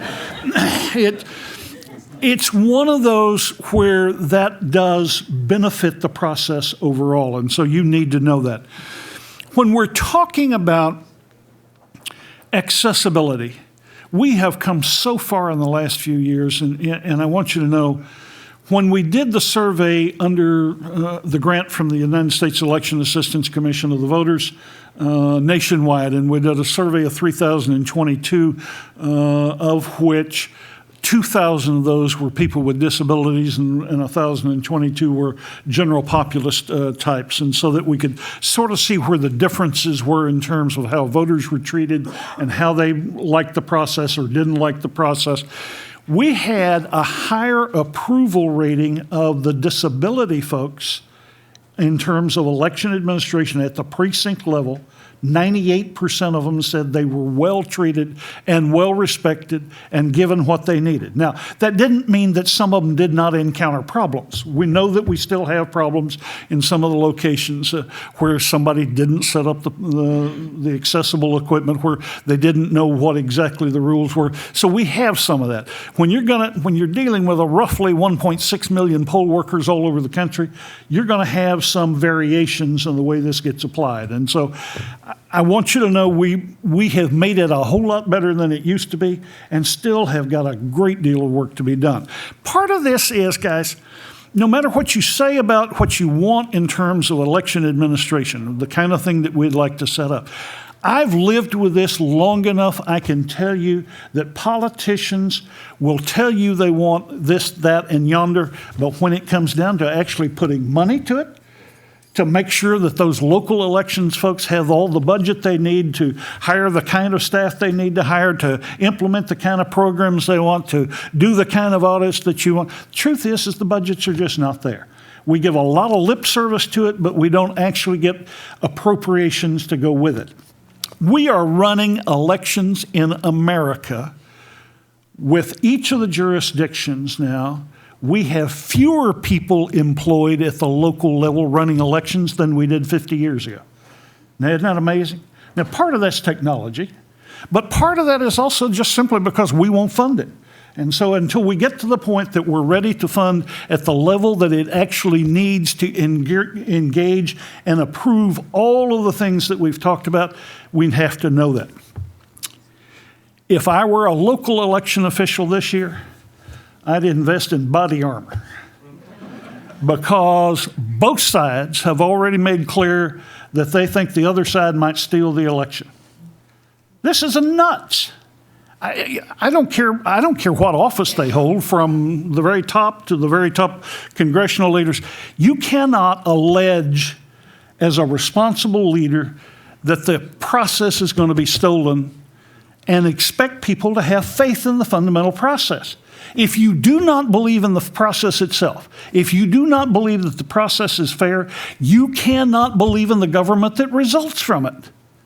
So folks, look, we have to be responsible about what we say in some of this and what we do in some of this.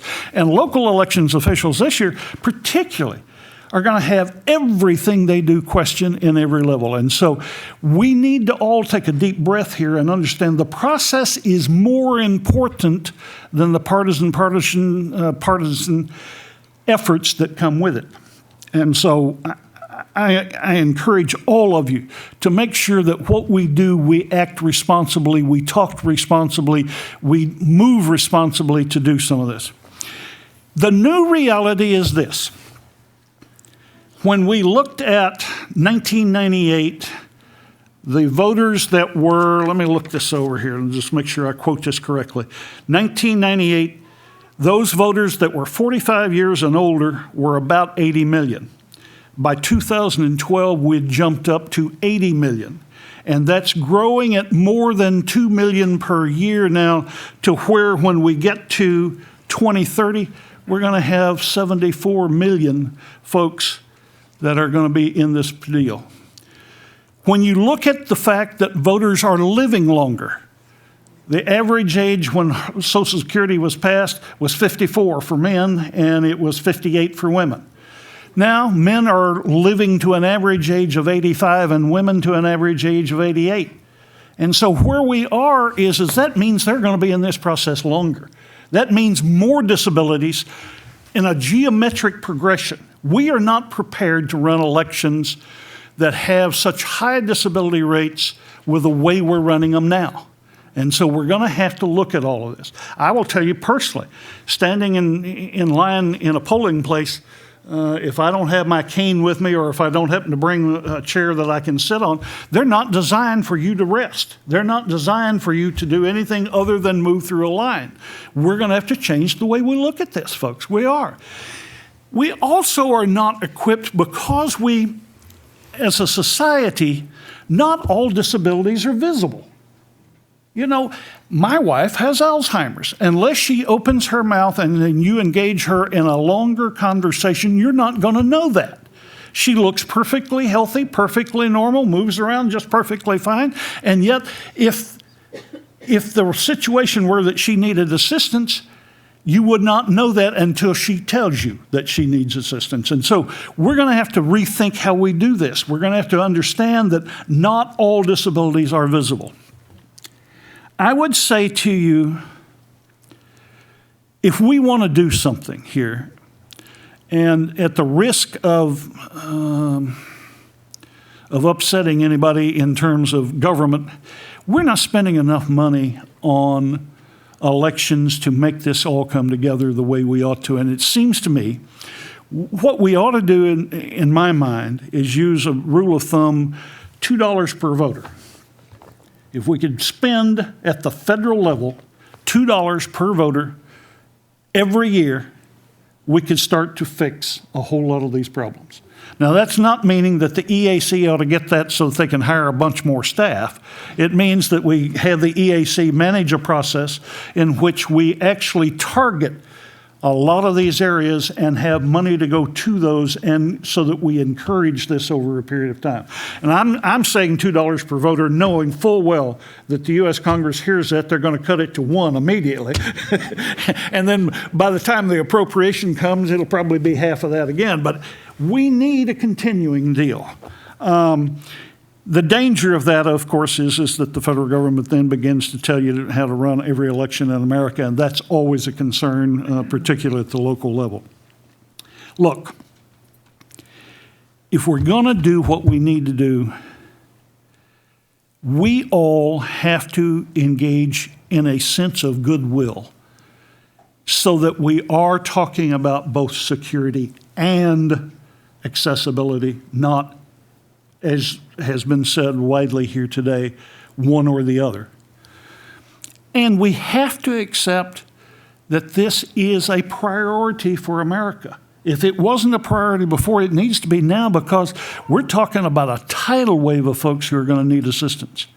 A tidal wave. I mean, if we get to the point that 30% of our voters or 35% of our voters are people who need assistance, we're not prepared for that. We're not spending enough money to make that happen and to make that accessible in the way it ought to operate. And so these are the things that we need to look at. Look, I don't know that we individually or here as a group that we can change the world. But I know this. We can make efforts to change it for 1 or 2 or 3 voters at a time to where it makes a world of difference to them. And that ought to be what we're after, is how do we make this process better so that everybody feels that their vote counts and that they are fully participating in this. And with that, I'll hush. Thank you, Doug, and travel safe. Thank you. Next up, Audrey Malagon. Hi, thank you for the opportunity to be here. I am Dr. Audrey Malagon. I'm a mathematician and I'm mathematical advisor to Verified Voting. We're a national nonpartisan nonprofit organization that focuses on election security and the responsible use of technology in elections. We work to apply the National Institute of Standards and Technology framework to elections, and we advocate for best practices that ensure that all voters' votes are secure. I think an important takeaway from today's sessions is that security and accessibility are not mutually exclusive. We have heard very valid concerns about both of these issues, and I really think it's our responsibility to work together to resolve them. At the end of the day, election officials must balance a wide range of voter needs, ensuring that everyone has the ability to cast their ballot privately and independently, and ensuring that those votes, once cast, are securely and correctly counted. No voting method is perfect, and while there will always be some risk, we want to find ways to lower that risk and build resilience in our elections. The introduction of technology, even technology which is vital to the voting process, introduces a different kind of risk than the risks of individually hand-marked paper ballots, so we have to just approach that risk management differently. A flaw or an attack on a system of ballot marking devices could potentially disenfranchise everyone using that ballot marking device system.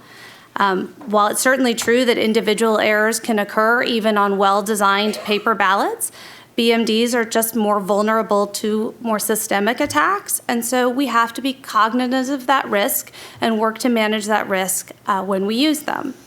So with these different kinds of risks in mind, I think as we look forward to best practices and recommendations based on what we know right now and the systems that we have right now, we're looking at voter-marked paper ballots, which is a combination of paper ballots that are marked with pen or pencils, ballot marking devices. At the end of the day, every voter has a right to fill out a ballot privately and independently and have that ballot retained for audits as part of a resiliency plan for the election. We need to ensure that there are enough ballot marking devices in each polling place to ensure that lines are short, that voters who are using them are not hurried, and further that they're not, the voters using them are not compromising their privacy. Additionally, the placement of ballot marking devices need to make it clear that they're available for use. Voters need to be able to know that they're there and can be used. Poll worker training, we've heard a lot about poll worker training and support. I want to echo that today. These devices need to be set up and they need to be working properly when the polls open. Poll workers need to know how to assist voters appropriately if they're asked without compromising their ballot secrecy. And further, poll workers need to be able to intervene if voters notice issues or errors. I think it's really important that we look at the system design for ballot marking devices. They need to produce paper ballots that allow voters to easily verify their selections using devices or procedures of their choice. Ideally, the ballots produced by ballot marking devices should be identical to any other paper ballots being used in that polling place. Ballots need to be presented to the voters in an obvious way before casting, not just sort of off to the side. And one of the key things I think we really need to think about in ensuring the security in our elections is this verification step. All voters need to be given plain language instructions, signage, poll worker scripts, in addition to any notification that a ballot marking device might provide, instructions to verify their ballot before casting, whether they're marking it by hand or using a ballot marking device. And more importantly, they need to have the time and the opportunity to do so. This should happen at multiple stages, but especially right before casting. I think it's also important that we think about clear written procedures to follow if a voter notices an error between the marked ballot and their intent. And finally, I think we need to incorporate audits. Machine tabulated results should be checked with risk limiting audits of the voter marked paper ballots. The way that we mark our ballots is only one part of the election security process. We need good cyber hygiene, proper chain of custody in ballots, tabulation audits, among other things. So I think these are some of the things we can look to do right now based on the systems we have and the knowledge we have about those systems. Thank you very much. Allison? I just want to start as a, I just want to start by turning on my mic. I just want to start by giving a shout out to a group of people that do not get enough credit for their hard work on improving the voting systems in this country, and that's all of you here in this room. The advocacy community is essential to not only keeping us honest as election officials, but you are the experts in the barriers that you face. And you're the experts in the solutions that you use to overcome those barriers. And as public administrators, it's incumbent on us, especially when we're looking at a time horizon of the elections that we're administering right now, the elections that can't wait for some future generation of some kind of technology that somebody's maybe working on.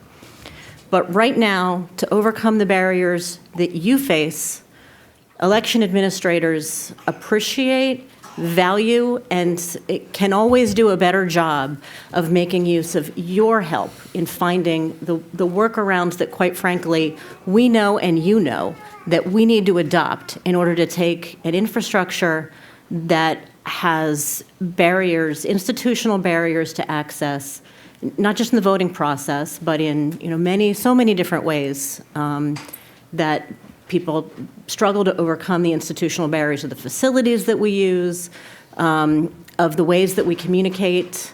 And so I just want to say thank you to all of you and give you maybe a little bit of a boost in the arm. I know that it is a challenge. It's frustrating to fight barrier after barrier after barrier, and to keep going on that and keep working with us to accomplish incremental improvements and to educate us is invaluable. And so thank you so very much on that front. On the, for election officials, quite frankly, we can be a bit of a defensive bunch, right? Everybody sees themselves as the hero of their own narrative. And so when faced with a criticism or a problem that people haven't anticipated before or feel like they've tried to work very hard to overcome only to hit their own barriers, then I'll just sort of apologize on behalf of all the overtired, probably underpaid election administrators out there who have been prickly when faced with a problem, because I know it happens. But it is something that we as election officials need to always be cognizant of and need to make sure that we are always not only tapping your creativity, but keeping ourselves with a little bit left in the tank by the time we get to election day, so that we are still able to apply creative solutions and problem-solving solutions for voters who are encountering problems that day getting into their building, or that day trying to navigate the voting process. Looking ahead to the 22 election, the 2022 election, the 2024 election, because right now, let's face it, we're using the technology we've got, right? We're using the facilities we've got, we're using the processes that we've got, and we're building in workarounds and solutions and trying to overcome institutional barriers as they exist in the process today. But looking ahead to the technology, usability is something that we need to think about, not only from the perspective of the voter, which of course is key and primary here. We need to think about usability from the perspective of the poll worker, and we need to think about usability from the perspective of the election official, and we need to think about usability from the perspective of those who are watching our processes and those who are observing our processes, so that when we are conducting post-election audits, we're able to explain those to the public as well. We are, in our office, we take great pains to give our poll workers a lot of hands-on experience. We have small class sizes so that we can make sure that all of our poll workers have that hands-on experience with setting up the ballot marking device. And I say the ballot marking device. We are expanding the number of ballot marking devices in polling places, but it has so often been just one. So we can do certain things, yes, to make sure that the poll workers are able to set it up and use it. But the policy changes that allow us to use technology need to look at usability as an entire, all the various people who need to be able to use these systems. And Maryland's experience with ballot marking devices is a case in point. When Maryland went out for the procurement for our current voting system, there was no intent of only having a single ballot marking device per polling place. The intention was to be using them much more broadly. And then we ran into a usability problem. We ran into a usability problem that had not been fully taken into account in the procurement process and in the usability testing process, which was the use case that we had an alphabetically ordered ballot. And so the candidates who were last in the alphabet were going to be, in some cases, several screens after the candidates whose names were at the beginning of the alphabet, and legal actions ensued. So we ended up not fully rolling out the technology that we were intending to use because of an unanticipated usability issue that we ran into, and a not properly accounted for usability issue in the process.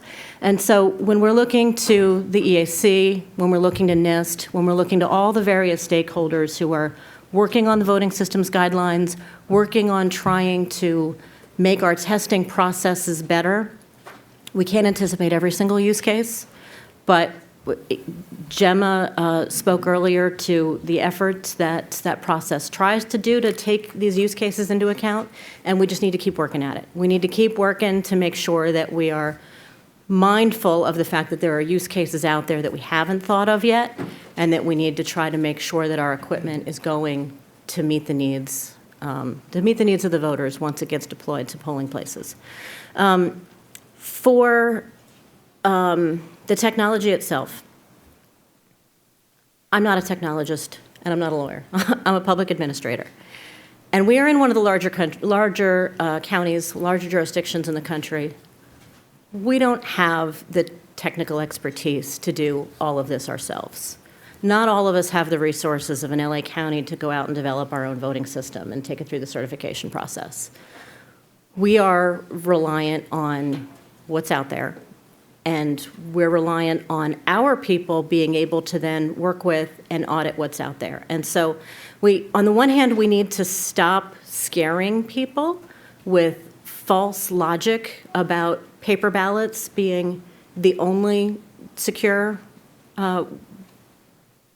tool, being, let me rephrase that, about paper ballots being a cure-all for security, because we know paper ballots are not a cure-all for security. I want to amplify what Juan Gilbert was saying earlier about overvote and undervote hacks, which have preceded all of us in the field of election administration. And so election administrators are very cognizant of the weaknesses of paper ballots, and that's why we've looked to technology to help us with these processes.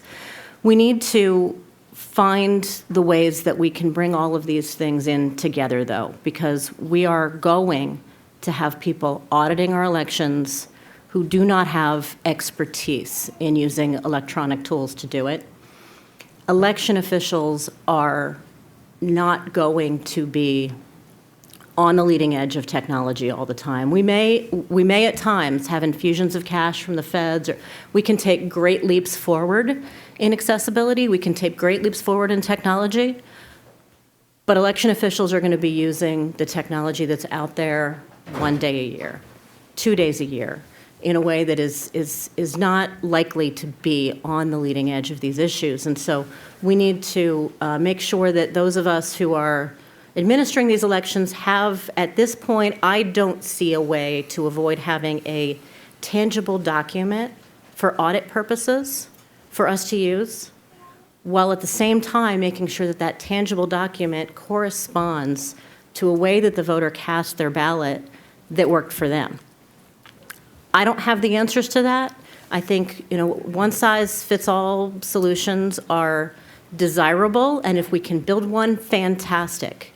But we also have to recognize that there's a lot of skepticism that we can get to a one-size-fits-all solution, and we have to keep that creativity in mind, that we're gonna have to probably cobble together multiple different ways of voting, multiple different kinds of technology, in order for voters to have the experience that they need, and in order for election administrators to be able to pull that over all together into a single and auditable process. So I will just close by saying that, while I've just spoken a little bit to, words of caution to not expect election administrators to be in a position to be in the leading edge of some of this technological development, at the same time, the security discussions that we're having now do seem to present an opportunity. People are paying attention, right? We're having this meeting, and by virtue of having had this meeting and having people speaking today about the challenges of these issues, I hope we can all take that to inform the dialogue, to inform the development of people's federal legislative proposals, people's state legislative proposals, the targeting of resources to meet the needs. Congratulations to all of you for your hard work in trying to improve these processes.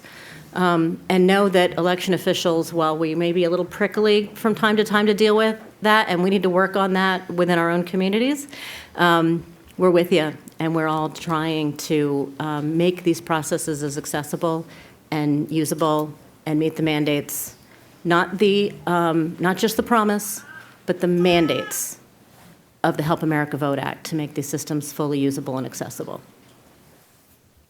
Thank you very much. And Michelle? Last but not least, all right, I got some notes. I'm going to use my notes. I've been taking them all day. Mostly because some of my friends and colleagues who are up here who do elections accessibility advocacy did like 95% of my job for me today, so thank you for that. So I had to make sure I had some notes so I didn't come up here and say ditto. All right, so I've got some stuff in general, some stuff for 2020, and some stuff for beyond 2020. If we're talking about practical next steps. First, I'm going to say we are in the midst of a love affair with paper ballots that has reached a religious fervor that is unhealthy and will leave our elections at risk. to the point that, I'll say this first, paper ballots are not a goal. Election security is a goal. Paper ballots are one proposed solution, and we seem to have lost sight of that as a country. I have had elections officials look me in my eyes and say to me, I have paper ballots, therefore I have a true and accurate record of the voter's intent. No, you don't. You have a record of how a ballot was marked. You don't know what that voter's intent was. You don't know they marked it accurately. You don't know that they even tried to verify it. You don't know if they verified it correctly. But the fact that we somehow believe that having a piece of paper means I have an infallible record of a voter's intent is really frightening to me. We're going to leave ourselves so completely vulnerable if we actually believe that's true and stop looking for better solutions. Whew. Okay, I already got too fired up. I was just going to read my notes. Something else on a similar point. Alice Miller said this earlier today, and I think it needs to be reemphasized that voters gravitate towards the electronic interface. They like ballot marking devices. Just because a handful of election security advocates tell you they don't like them doesn't mean that they represent all voters or even all non-disabled voters. There are a lot of voters out there that embrace that tech and they want it and they find it easier to use and they find they mark their ballots better because of it. Make sure you're listening to the voices of all of your stakeholders and all your voters, not just whoever tweets the loudest, who I'm sure are literally already dragging me on Twitter right now. Towards that, and also make sure you're including people with disabilities in your process for our elections officials' friends through the entire length of the process. I can tell you what I think works best, but I also don't represent all voters with disabilities. I certainly don't have all their disabilities, and I don't have the experiences that they have. Find voters with disabilities wherever you are and include them in your process. And if you're not sure how to find them, see, this part I'm like almost contractually obligated to do. I work for the National Disability Rights Network. We're a national membership association. You've heard at least 5 of our state affiliates mentioned today. We are federally mandated. We exist in every state, territory, and district in the United States, and we're funded through HAVA to work on access to the vote. So if you don't know where to find people with disabilities where you are, go on ndrn.org. You find them or the affiliate of our network in your state or territory. You call them up. They're going to help you do this. Okay, let's talk 2020. I think this point was made, but I'll make it one more time. We have to stop segregating out voters with disabilities. It's a violation of their civil rights. That should be reason enough to end the segregation. We had a little known Supreme Court case that talked about separate not being equal, and so I thought we had learned that lesson in this country.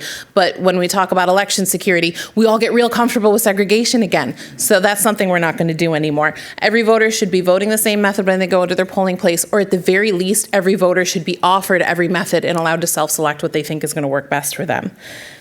Train your poll workers. Please train your poll workers. It's true. I know it came out of Alabama today. Some poll workers aren't being trained. That's terrifying to me. Please train your poll workers. I understand it's not a federal requirement, but it's still the undeniable best practice. Okay, let's talk beyond 2020, because that's all I got. Arguing about ballot marking devices is getting old for me. I can't do it anymore. So those are my 2020 recommendations. Thinking beyond 2020, we need to expand the voluntary voting system guidelines. The fact that they're limited to the components of one voting system is not enough if we're still allowing one accessible voting device per precinct in the United States. That in itself is a form of segregation. We have to expand the scope of the VVSG to address that. Congress has a lot to say about election security these days. I really don't need them to do that. I need them to put money into elections. I need their money where their mouth is. We should be giving money to states and local jurisdictions to fund elections properly. Loved that. Doug is gone. Loved that $2 per voter. And since he's not here and I didn't get to say it to his face, I will say while we're live streaming, happy birthday to my dear friend Doug Lewis. Right? Research and development, research and development, research and development. The reason we keep having the same terrible debates about ballot marking devices is because that's what we have right now. And if we put money into research and development, maybe we'd have other technologies to talk about. In terms of the tech industry, elections are not a big money industry, right? They're not making smartphones that everyone in the country buys. They have a very limited clientele. Literally only elections officials buy their product. It's not a big money industry. We need Congress to put money into research and development. I hope the EAC will revive their research and development funding as well as a former grantee. And then I just have one last point. This was something Diane Gold had mentioned early in the day that I wanted to bring up again. We need better press coverage. We just need better press coverage. Press loves talking about election security. Okay, you're going to keep doing that, I understand. But first and foremost, I need you to start explaining what you're talking about. Because you can't keep throwing around the term Russian hacking without telling anyone what that means. And you can't keep saying 2016 was hacked without telling them what you actually mean was some people tried to get into voter registration databases and they were detected and deterred because there's no evidence a single vote was flipped. And we need to start explaining that to voters because we're terrifying them, but not by talking inside baseball to a bunch of people who don't speak this language every day. And I'd like to see a little more coverage of elections accessibility as well. We could have a little more balance there. Now, that's the nice version of that, because the last thing I'm going to say that Diane mentioned, she didn't take it all the way home, so I'm going to do it, because most of you in this room know me, and you know I'm kind of a spicy person. So I'm going to say it. Shame on you, Today Show. Shame on you. If you're going to cover what's going on in LA County and not talk to a single person with a disability about the fact that voting accessibility is federal law. That is not journalism. You could have done us the courtesy of an interview. I understand you spoke to Dean Logan. Dean Logan's a great guy, but he's not a disability rights advocate. I didn't get a phone call from you. And I will expect better from you, NBC. Thank you.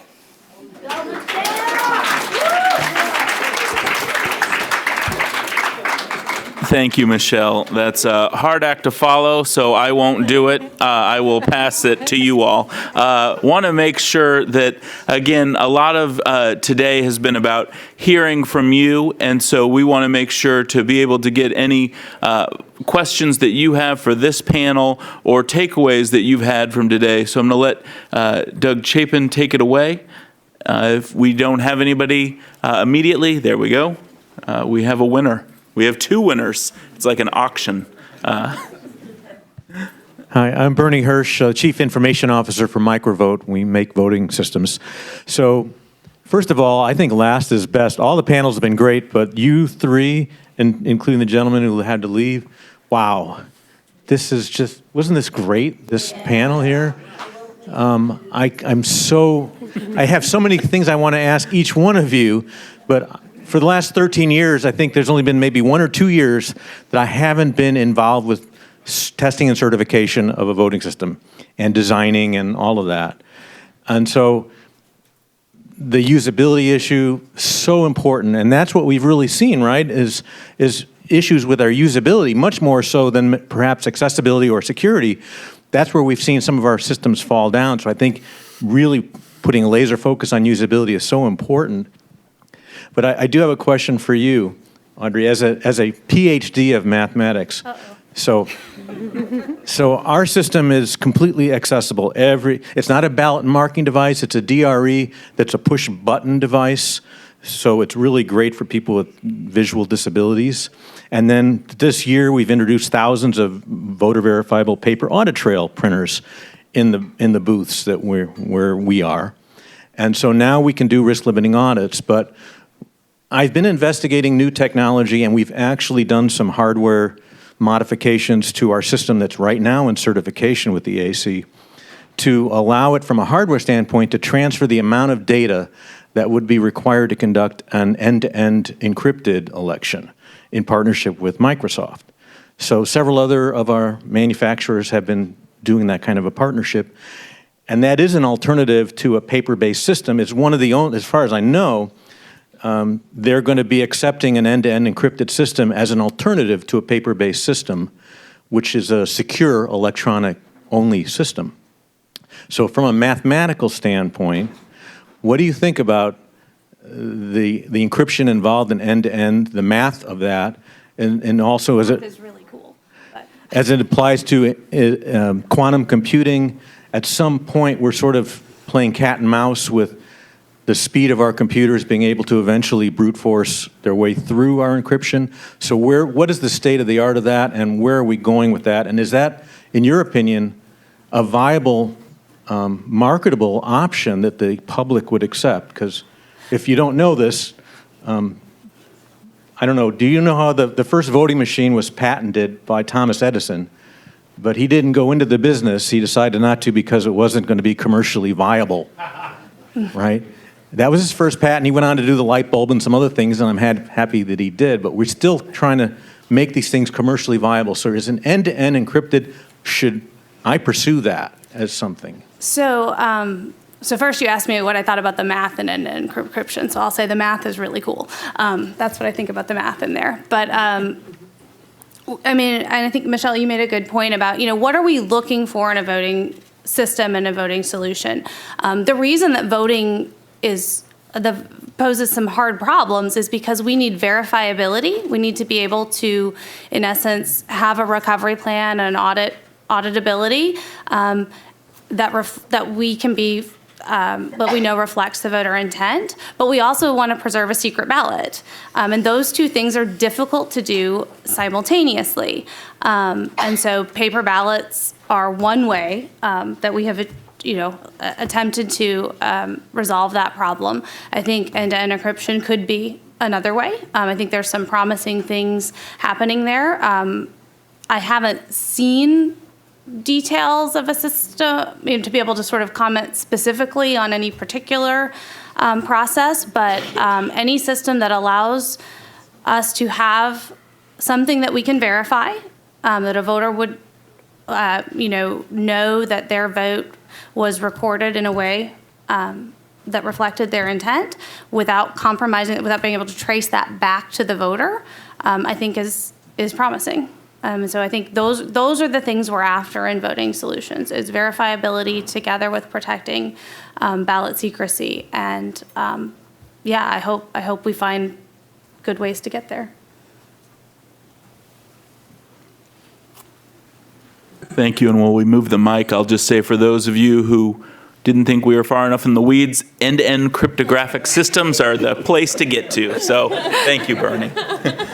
Hi, thank you for today. My name is Scott Sonnenberg, and I'm a brand new election official in Prince William County, Virginia. And I've appreciated all today. It's been a drinking from a fire hose effect for me. And I just learned about the Cleary Awards. And my question is there any best practices from the Cleary Awards that we didn't cover today that might be useful for me to take home? Thank you. I'll take that, absolutely. The Clearys, for those of you, or just to cover them, the Clearinghouse Awards are something that the EAC does. We awarded Nickel earlier here in person, but it's really a great opportunity. We have the stories of these on our website, eac.gov, but it's really a great way to highlight an array of the best practices that people are doing around the country. It's primarily election officials that receive the awards, but not exclusively, as we saw. And so really encourage you to visit that and see those stories, because, again, it's really one of the great things in election administration to see this innovation, see the benefits that we get from creative election officials really doing a great service for their voters, and then their colleagues around the country being able to rip those ideas off and tweak them for their own purposes, which is the whole point of the Clearys, to recognize innovation and award it. And I'm also sitting next to someone from a 2-time Cleary Award-winning jurisdiction, so certainly want to defer. Can I jump in and just sort of say, I'll try to be quick, but to both of the last two questions, which they go in the same category in my head. So end-to-end encryption, I'm sure, is a really fabulous thing. But if you want me to run it, then I need to learn how to understand it and explain it and use it and do it. And so keep that in mind. Pilot practices are great. Best practices are great. The Cleary Awards are great. Yeah, we got 2 of them on our wall. But I don't learn, I learn a lot of cool things from chasing after the bright, shiny objects of the best and the coolest and the most innovative things that somebody else has done and trying to steal it. But I learn more when I find out how my neighboring jurisdiction is doing it, or how sort of like the middle of the road jurisdictions are doing something, because those are a lot more achievable and those are a lot more replicable. I just wanted to add quickly, first of all, welcome. We're so happy to have you. I think we talked about things today like the need to train poll workers, but if you go on the EAC's website, there's practical stuff you can use like training curricula and programs for recruiting and retaining poll workers that I think will be really helpful. There's some really amazing stuff on there. You should absolutely go to eac.gov and check it out. Hi, my name is Kelly Israel. I work at the Autistic Self-Advocacy Network. So before my question, I just want to say, Michelle, I'm 30 years old. I still want to be you when I grow up. The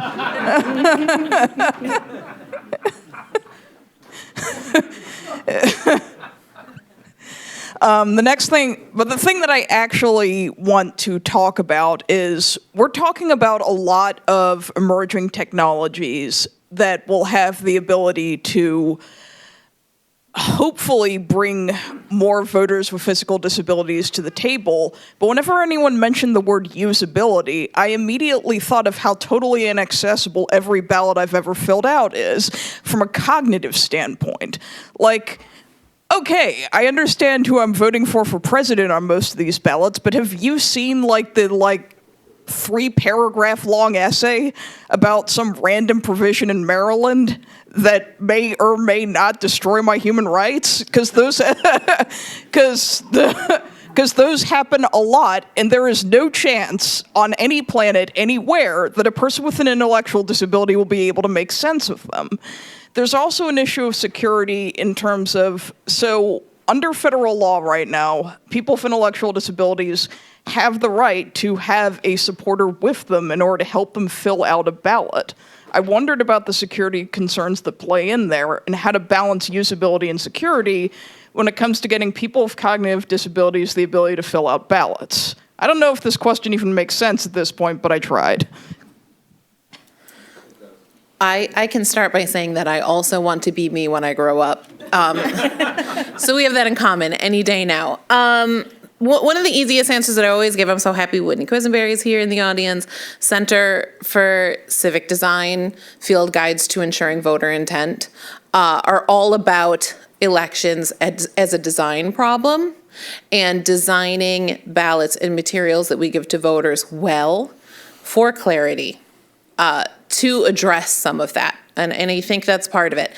Some of that stuff, like the ballot initiatives that are written in legalese, are a much harder fix. There's a much more of an uphill battle there. I will say in the immediate sense, because I know you come from an advocacy organization, you have the ability to reach out to voters, make sure they know about the resources that exist outside of the elections office that they can use. I work in elections for a living. I can tell you right now, when I fill out my ballot, I vote absentee because I have to work all election day, right? From before polls open until they close outside my home jurisdiction.